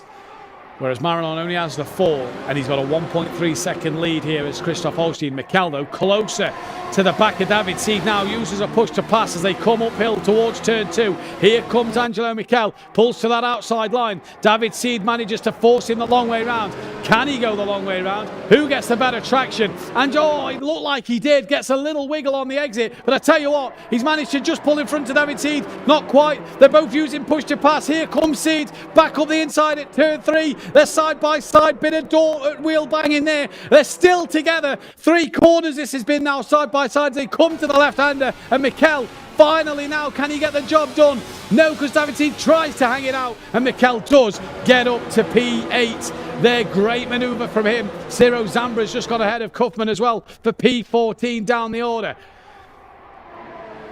Great to see from Angelo Mikel. Great move from the young man there. And Marinon has closed that gap to 0.4 of a second to Holstein. Sanchez and Gasner using push to pass. Sanchez right on the back of Mark Gasner here.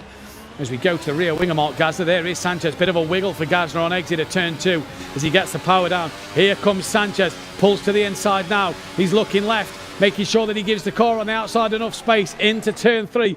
Good gear changes down, nice and clean, and a great manoeuvre. Hirsch has got past Ladamada. Sanchez has got past Gasner. So it's P3 for Sanchez, and it's now P6 for Hirsch. He's got, Ladamada's come back at him then, Hirsch. No push to pass, but David Ladamada on the timing screens has come back at Sebastian Hirsch here. And here is Sebastian Hirsch looking up the inside of Ladamada. Can't do it there.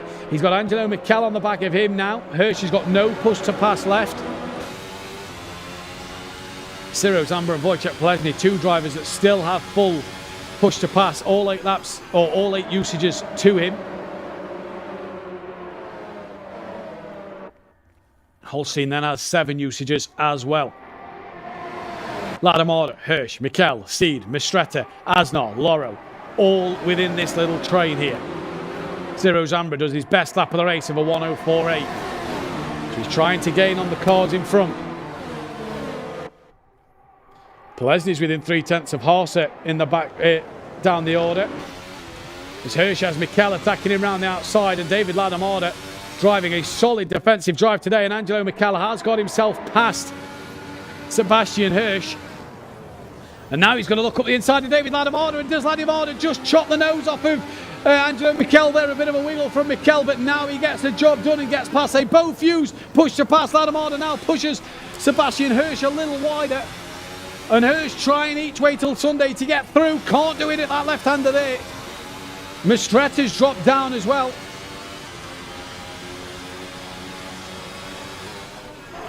David Seed attacking the back of Sebastian Hirsch, you just see there. Gap out front's down to 0.4 of a second, just under 0.5. Holstein has pushed to pass to use defensively. Matt in the background looks like it's Asnar making a move on Mistretta, and it looks like he's gone up the inside and got the job done. Asnar back in the top 10 here then. And in the points, Mistretta's now lost out to Javier Loro. Ciro Zambra's got up to P14. He's trying to fight Kevin Abey. You see that all the cars in the background just becoming a bit of a train behind David Ladamada here. Zambra's got himself ahead of Kevin Abey. Then he started to use his push to pass. And I tell you what, for Plesny here, Plesny starts to use his push to pass. He's really got a chance of getting on a queue of cars and making up some places. Zambra now up into P12 ahead of Loris Mistretta. Marinon is gaining on Holstein. Holstein has used a push to pass. He's got 6 usages left. Marinon has 4.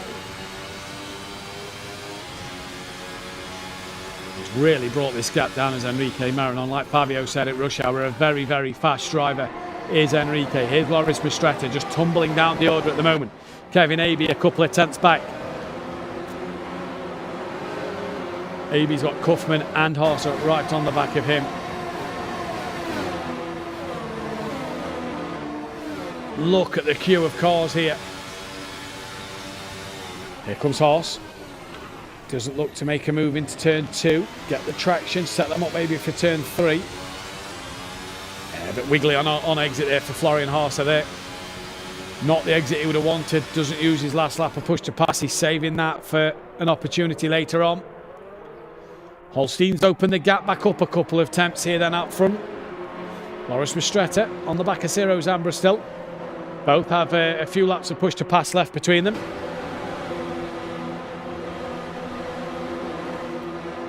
Holstein, Marinon, Sanchez, your top 3 at the moment. Florian Haase on the back of Kaufman now. Oh, a bit wide there. Plesny's getting on the back of this train, as it's starting to become 2 little trains here then, because behind David Ladamada you've got Hirsch, Seed, and Asnar, Loro, Zambra, Mistretta, then a bit of a gap back to Kevin Abey. Sinan Demirbas does his personal best lap of the race. Maybe too little too late. He's 2 seconds behind Plesny. Kaufman's got himself past Abey. David Seed nearly into the back of Ciro Zambra there. Does well to get it stopped. Ciro Zambra now, Sebastian Hirsch, apologies, wants to get himself ahead of David Ladamada here. Knows he has the pace to do so. David Seed, did he use push to pass there? I don't think so. Kaufman and Haase have used their last laps of push to pass. So they have done with theirs, as has Asnar, Hirsch and Schmiedel. Plesny's got all his push to pass. He's right in this queue of cars as well. So maybe a few places for Wojciech Plesny to gain here. Here's Marinon, still within 0.6 of a second of Christoph Holstein. 4 laps Marinon has of his push to pass to use. Holstein has 6. We're on lap 18 of 26. So is Holstein just saving them for the final few pots? Don't forget, it's not 1 usage per lap, it's multiple usages in a lap.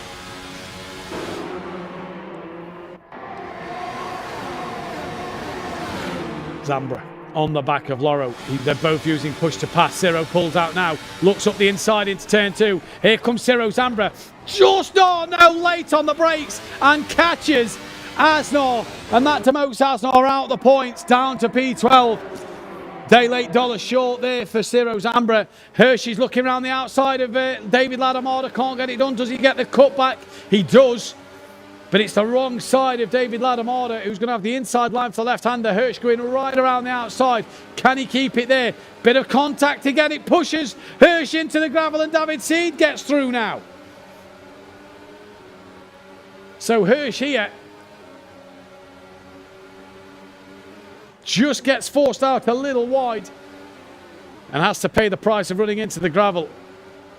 So still David Ladamada hanging on. Javier Loro, who was overtaken by Ciro Zambra, is now sitting in that 10th place and that final points position, but has got Ciro Zambra right on the back of him. They're on the back of Hirsch and Seed and Ladamada as well. Sinan Demirbaş has got himself ahead of Wojciech Plezny. Kaufman's dropped down to 18th place.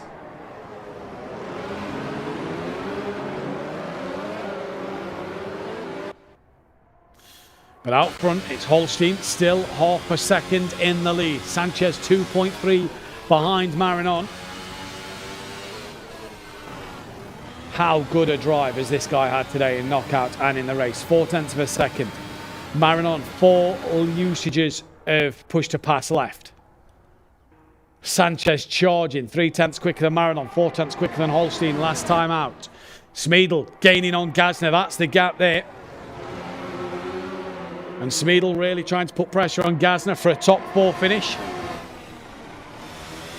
Hirsch trying to get back ahead of David Seed after being forced into the gravel. Angelo Mikel, personal best lap for him in the race.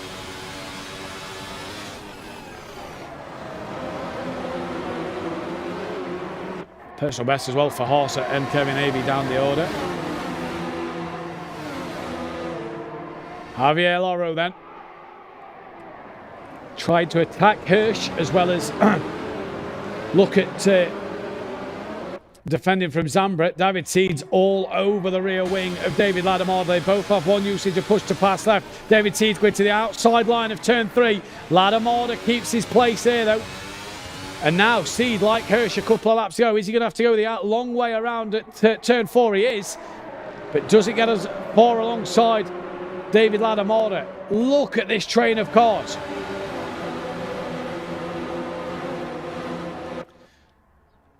Great defensive drive from Ladamada here for P7. There is even more gaining on the back of these guys here.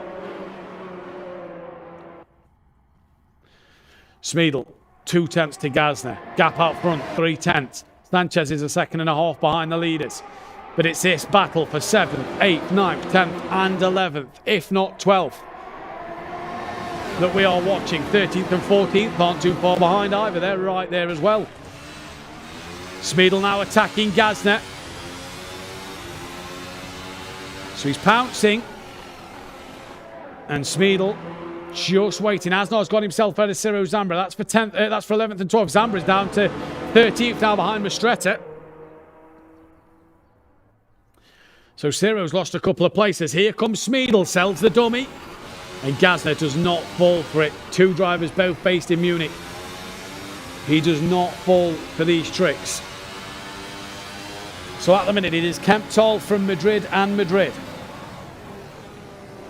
which will mean that in both Racer League races so far, Kemptol and Madrid have been the only 2 on the podium. As we had a first, a third for Madrid last time and a second for Kemptol. Here today though, it's Kemptol, Madrid, Madrid as Holstein starts to use push to pass. So is Marinon. 3 laps left for Holstein, or 2 usages left for Marinon. Gazner trying to defend from the defending champion, and Smeedel looks to the outside at turn 3. Can he get that cut back? Parked on the apex beautifully from Gazner there. Hirsch has got himself ahead of David Seed. Them 2 are swapping places further down the order. We're watching Michael Smeedel here attack Gazner then, and on the right hand side of your screen you see the battle between Sebastian Hirsch, who's going to try and go around the outside of David Seed on the right hand side of your screen at turn 3. Gets it done. Great move, Sebastian Hirsch around the outside.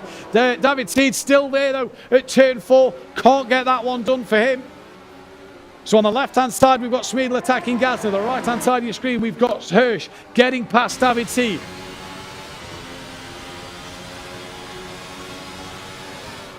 What a race this man has had. Not the knockout qualifying he'd have wanted, but a cracking race. Angelo Mikel, personal best lap for him. He's 8.9 off the back of Smeedle, running out of time. Smeedle really trying to put the pressure on Gasner now. Both drivers in Munich. Good points for Gasner after missing Silverstone if he scores well here. Marinon within half a second of Holstein. One use of push to pass left. Sanchez within 9/10 of a second of Marinon. So the bonus for Holstein here is he's got Sanchez now, who's about to attack the back of Marinon, meaning that he's got a bit more breathing space if them two get into a fight. Haase has got past Ciro Zambra. So Zambra's dropped down the order massively here. Here is Florian Haase on the back of Mistretta, two up front, side by side. I believe that was Seed and Loro. So David Seed just starting to struggle maybe at the end of this race. Sanchez and Holstein matching lap times, a 10th quicker than Enrique Marinon. Lap 24 of 26. 3 laps to go for the leaders.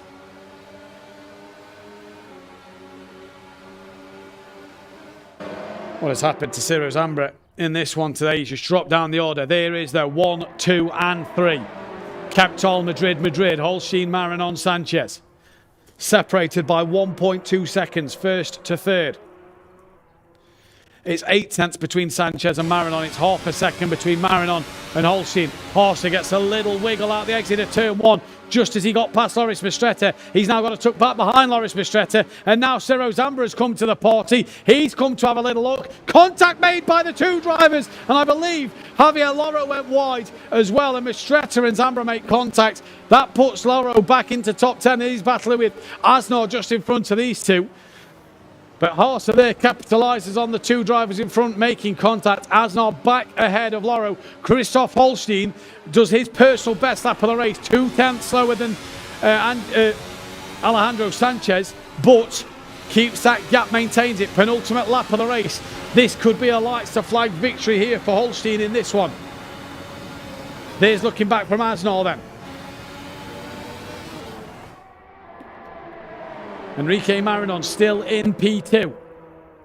4/10 of a second to Christoph Holstein. Sanchez could be on for back-to-back P3s at the moment. He is currently sat just behind the two leaders. Marinon running out of time. Holstein's got 3 usages of his push to pass left. Marinon and Sanchez have 1.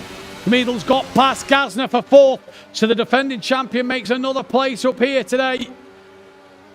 And as we enter the penultimate corner, for the penultimate time. There's Smeedle now, 10 seconds back to Sanchez. That's not going to happen for him, unfortunately.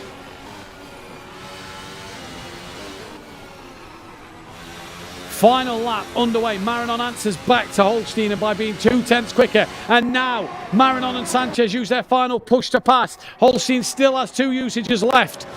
On his push to pass, he's got that little advantage of getting that extra couple of kilometres per hour over these drivers and making sure that he can use it to his full effect. He's used 1 more, so he's got 1 left on this final lap of the race. It's 2/10 of a second though that separate Marinon and Holstein. David Seed still looking at the back of Hirsch. Hirsch still looking at the back of David Ladamada. It's 2.5 Marinon to Holstein here for the win of this race. Final lap of it. They must be towards the final corner now.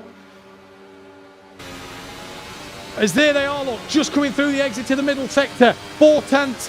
Where does Holstein use that final push to pass? I think he's got enough to get this job done. Rides the penultimate curb, rides the final curb. He's got it done. He's in the lead. It's going to be Christoph Holstein who is lights to flag victory there. Great drive from him. It is going to be Enrique Marinon with a P2. Alejandro Sanchez will take P3 provisionally. Great drive from him. Smeedle will come home in P4. Lovely drive. Gasner P5. Good points to say he missed Silverstone to back that one up. I believe we've just come away, but it was Angelo Mikel P6. As all high fives and congratulations for Holstein. It was Mikel P6. Has David Ladamada done enough to hang on from Sebastian Hirsch? Believe he has. Yes, he has. Sebastian Hirsch will finish then in P8. David Seed P9. Don't forget, this is all a provisional result. Asnar will round out the top 10. What a drive, though, from Christoph Holstein. Polesny actually lost out, it dropped down to 18th place at the end of that one. Huffman 17th. So no points for Ciro Zambra today. He'll be disappointed with that. But still a great race. Horsa down in 16th place. AB was 15th.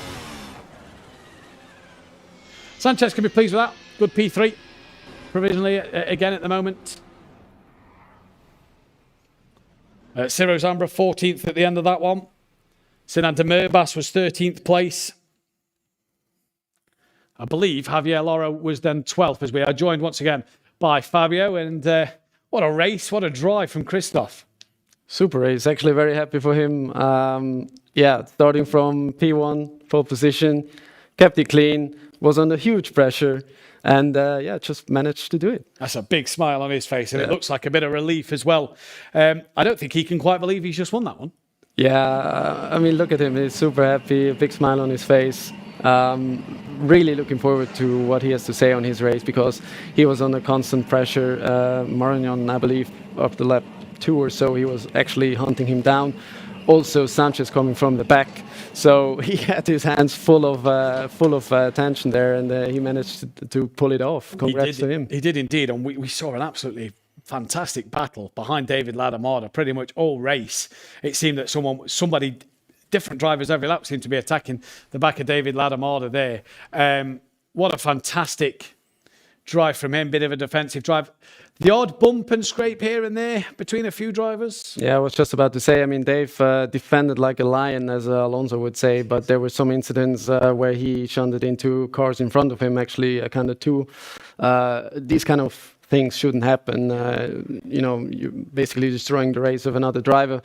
Yeah, let's see what race control decides on that, but I'm quite sure that Dave will not end up in the points. I feel that race control have got a bit of a busy afternoon, and we do await the confirmation of a top 3. I don't think anything's going to deny that man the race win. I think that one has to surely be pretty much confirmed, because that was a fantastic drive from him. For Smeedle, though, after his grid penalty, he got up the order. He finished provisionally P4, so kind of negating his penalties that he got in the knockout. Managed limitations from his point of view, I would say. Not too sure, because we didn't see all of his race, so maybe there has been an incident, who knows, but from what I've seen, it's been clean, so probably without a knockout ban for the next race in Mugello. Indeed so, and I believe that is the cockpit of Alejandro Sanchez, but he is not there at the moment, possibly, maybe gone to the toilets. Potentially, yeah. Potentially so. He'll hopefully be back, though. We will hear from our provisional top 3 while we get you the final classification. For Ciro Zambra today, not to be, just couldn't put it together in the knockout. He couldn't put it together in the race. Got up in some incidents. It looked like he had a spin at one point in the race. He'll be disappointed. He'll be disappointed, and we saw his reaction also when he touched a car in front of him. You know, sometimes it's just the day where it doesn't work. Yeah. You're like in this negative spiral, and things doesn't want to go according to plan, and you just want to end the race without any other incidents. Yeah. And unfortunately for Zero this time round, it wasn't his best. Yeah, it wasn't his best. Angelo Michel, not a bad race for him, coming up the order as well. Didn't really see a lot from Polesny, though, today. He seemed to make a couple of places up, but finishes 18th at the end of that race. Didn't really see him come to the front with the pace that we know he can provide. Yeah, we don't know what happened, during the start. Maybe he had an incident and then dropped him back. So I don't know what happened to him. But still, for him, it's important to have served his penalty and now get on with the season. Well, we can speak now with our provisional third place driver, Alejandro Sanchez. Alejandro, can you hear us? Yes, hello. Yes, you can. Talk us through that race, because it looked a good one from your point of view. You had great pace. Yeah, there was a big mess at the start in turn 2. Luckily, I was on the outside and I got pushed wide, so I didn't spin out or anything. Just had to take the runoff. And yeah, there seemed to be like a couple of incidents back there, so quite happy I wasn't involved in them. And then just a matter of having a clear track ahead of me, I had to overtake Mark, which took a few laps. it's quite tricky with the dirty air. And then I got to the first two guys, and then it was just impossible. I was a bit tight on off tracks, so I just wanted to bring it home in P3 and get the points for the championship. So that's what I did. You looked like you were saving a couple of laps of push to pass at the end there. Was that your tactic to maybe use them at the end to try and catch on the back of the two in front of you? Yeah, it seemed like it wasn't as effective as in Silverstone, so there wasn't much, like it was a tenth or so at most. So I couldn't really close the gap with the push to pass. I just saved it for when I had to make an overtake, and that's what I did. I just used them when I had to overtake, and since I only had to overtake, I think 2 guys or 3, I had plenty of them at the end. So yeah, I just saved them in case something happened, but nothing happened. So yeah, it is what it is. Yeah. Good race at the moment with provisional P3 for yourself at the minute. That could be back-to-back third places. It's good for the championship.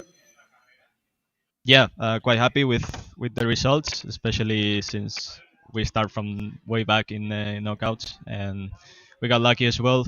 We finished P13, but with other penalties, we were P11 on the grid. So quite happy with the comeback from P11 to P3, and yeah, looking forward to the next one. Well done, Alejandro. We'll see you at Mugello. Thank you. Very happy Alejandro Sanchez there. Clearly felt he had a good race on the outside of a collision, he said, at turn 2. He's avoided it, so in his eyes, but I suppose that's any racing driver. You know, you're always in the clear. But I'm sure Race Control would have looked at that one. And I believe now we're joined by Enrique Marinon. Enrique, can you hear us? Yes, hello. Hello. Talk us through your race, because that looked like it was a good one, trying to catch down the leader.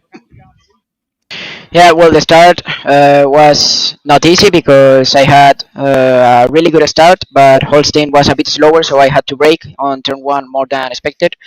So I lost a bit of time in the straight. Then I did a move for the P2, and then I was managing the off tracks because it was really difficult to do clean laps here. And then I have a good pace, but it was impossible to overtake Holstein because he did a really good race. He did as well. You look like you kept a few laps at the end of push to pass as well. Was that tactical to get past Holstein? We've just asked the same to Sanchez as well. Was that your same tactic? Yeah, but at the end, the push to pass is not very effective because you are not gaining like 10 kilometers per hour. You are only gaining 2 or 3. So it's not easy to overtake even with a push to pass. So, yeah. Obviously not being here for Silverstone, but getting points today, a good P2 provisionally at the moment. You've got to be happy with the result. Yes, I'm very happy. Well, we look forward to seeing you at Mugello, Enrique. Congratulations. Okay, thank you. So a couple of drivers there, Fabio, that need the push to pass maybe increasing a little bit more. We just have, though, before we get into that one, confirmed P1, 2 and 3. Christoph Holstein is your winner. Enrique Marinon is second place and Alejandro Sanchez is third. That one is confirmed, so they can all be very happy with that. We'll get on about maybe push to pass in a moment because we've got to speak with a very, very happy Christoph Holstein here. Christoph, can you hear us? Yeah, I can hear you, Matthew. Loud and clear. You must be absolutely thrilled. Oh yeah, I mean, relieved in a way as well, to be honest. But relieved that the race is over because I really don't like being chased. I like chasing people. I don't like being chased at all. And it was so intense trying to just keep the rhythm going with track limits and knowing that Enrique obviously had better pace than I had in the end. So mistakes were something I couldn't allow myself to do, and somehow I kept it together. I have no idea how, to be honest. It looked like early in the race you got a bit of a gap and put a second and a bit between you and Enrique. He really caught you though at the end. Yeah, I mean, that was down to him making mistakes. I kept my pace up for the whole race pretty much within like 2-3 tenths, I think. So that was down to him making a couple of mistakes in the beginning. But yeah, had no doubt he would catch up again. I mean, yeah, you can have a look at his practice times. He's always pretty much at the top of the leaderboards every single time we're racing. So his speed is incredible, and happy that I managed to defend until the end. Awesome. Hi, Chris. This is Fabio. Congratulations. Knowing that you were starting from the front in the knockout, what were your expectations for this weekend going into your first race of the season? Did you expect to be on the podium, or did you think maybe a top 10 or even the win? Yeah, I mean, you don't get these opportunities often, from starting from the front. I'm not used to that. So, yeah, obviously, you want to make the most of it. But I also knew that obviously this was my first race of the season, and I guess especially for the starting procedure. I mean, my start was absolutely terrible, but luckily Mark didn't have a great start either. But so that was, I think, the key. And yeah, I mean, I know I can drive consistent. So I had confidence in that. Whether other factors still come into play, but yeah, to summarize it, I wanted to make the most of it. I think I would have been kind of disappointed if I would have lost a potential win or a podium due to my own mistakes. If there would have been a crash, yeah, happens. But overall, I just wanted to make no mistakes, and I knew if that happens, then I have a very good chance at winning this. Yeah. Well, Christoph, a very big congratulations. You are confirmed as the race winner. We look forward to seeing what you can do at Mugello. Congratulations. Thank you. A very, very happy man there, Fabio. Obviously, you know him very well. He'll be absolutely delighted with that one. This is a look, though, as he comes across the line to take his race win. What a job he did at the end. Look at his wow. Bit of surprise, relieved, if you will. Like he said in his interview, relieved more than anything else. Yeah, definitely. I mean, look at the reaction. I mean, there's definitely a grin. And yeah, there's the fist. Super happy. I mean, 3,500 Swiss francs. Yeah. Go to his bank account. Yeah. So he must be pleased with that. Very pleased. You just get the sense that he was not expecting that at all. But that then is your classified 1, 2, and 3. Christoph Holstein, race winner. Enrique Marin P2. Alejandro Sanchez in 3rd place. That is confirmed. The other classifications will be sorted as well. And we'll bring you a podium ceremony with M3 a little later on. Just want to touch on some things that Marinon and Sanchez said in there about the push to pass. Felt it wasn't as effective as Silverstone. Yep, that's probably due to we did some changes to the setup of the car, increased torque, etc. Probably we've overdone it a little bit, basically neutralizing the push to pass, and it's something we're looking at for the next race for sure. We're always testing, we're always trying to progress the RU23 to be as best as it can be, and obviously bringing in the push to pass. We won't see it being used if the drivers feel that it can't be used to full effect. Is that something we're obviously looking at getting, maybe lowering down the torque of the car to make the push to pass a bit more effective? Yeah, or vice versa, increasing the boost actually, and yeah, we look at what the driver tell us about the car. It's something we take into consideration, and then yeah, give it back to the guys who developed the car. Brilliant. Well, we're in Madrid, and there is Alejandro Sanchez. A thumbs up, a high five. P3 once again. It's back-to-back 3rd places for Alejandro Sanchez. A fantastic podium and a very big smile on his face. He can be happy with that. Great for his championship. We're going to stay in Madrid because Enrique Marin on his first podium of the season as well. P2. He'll be very happy with that one as well. And Marin on P2. Another happy man in Madrid. And it's back-to-back podiums for Madrid because they got a first and a third at Silverstone. They've got a second and a third today. There they both are stood together. And you have to say, in the Racer League at the minute, Kemptol a win and a second, and Madrid a win and a third, and a second and a third. It's looking good for Kemptol and Madrid Lounges in the Racer League. Yeah, Munich at the moment doesn't have a podium, I guess, for the first 2 races. Yeah. Maybe a different situation for Munich at the moment because they're so used to having, people on the podium. Nevertheless, I mean, fantastic racing, especially from this guy here under pressure. Managed to do it, managed to hold off the 2 Spaniards, and yeah, deserved the win. He does deserve the win, and he's now going to jump up onto that top step. And here he goes, a very, very happy, shocked, surprised man, but he'll take that trophy and he'll take the 3,500 Swiss francs to his bank account. He is one happy man, and I'm sure he's going to have a lovely story to tell about that one because he probably was not expecting that after missing Silverstone. Great to see him back, great to see him on the grid, and great to see him take a win. So we saw Rock yesterday in Kemptol. It's a Kemptol clean sweep in terms of race wins this week at Racing Unleashed. Can that domination carry on in Mugello? We'll find out in 2 weeks' time, won't we? We will. But what's different is that these guys are now starting from the back as well, especially Holstein, because he was starting from the front this time round. Next time round, depends where he is in the championship, obviously, but it's more towards the end now. As we saw with Rock, because it's so early in the championship, you've got Yannick Pletcher who leads. I think Farland second. Rock, because of his 25 points, goes straight into third place. So we'll be starting pretty much last at Mugello in the knockout qualifying. It's the same for Holstein here. It's early in the season where nobody has a lot of points. Yep. He's going to be finding himself at that bottom part of the grid. Only if drivers don't have knockout qualifying bans. Obviously, this is something that all comes into effect. We know 3 drivers in the Challenger League have knockout bans. So that promotes Yannick Pletcher at least 3 places from starting from last. What are we going to see for the Racer League? You know, where does Holstein slot into that? We'll have to wait and see. You'll have to join us in 2 weeks' time for Mugello for that one. Fabio, thank you very much for being with us today. You looking forward to Mugello in 2 weeks? Definitely. I mean, not sure about you, but Mugello, awesome track, difficult to overtake. Yeah. Let's see what's going to happen.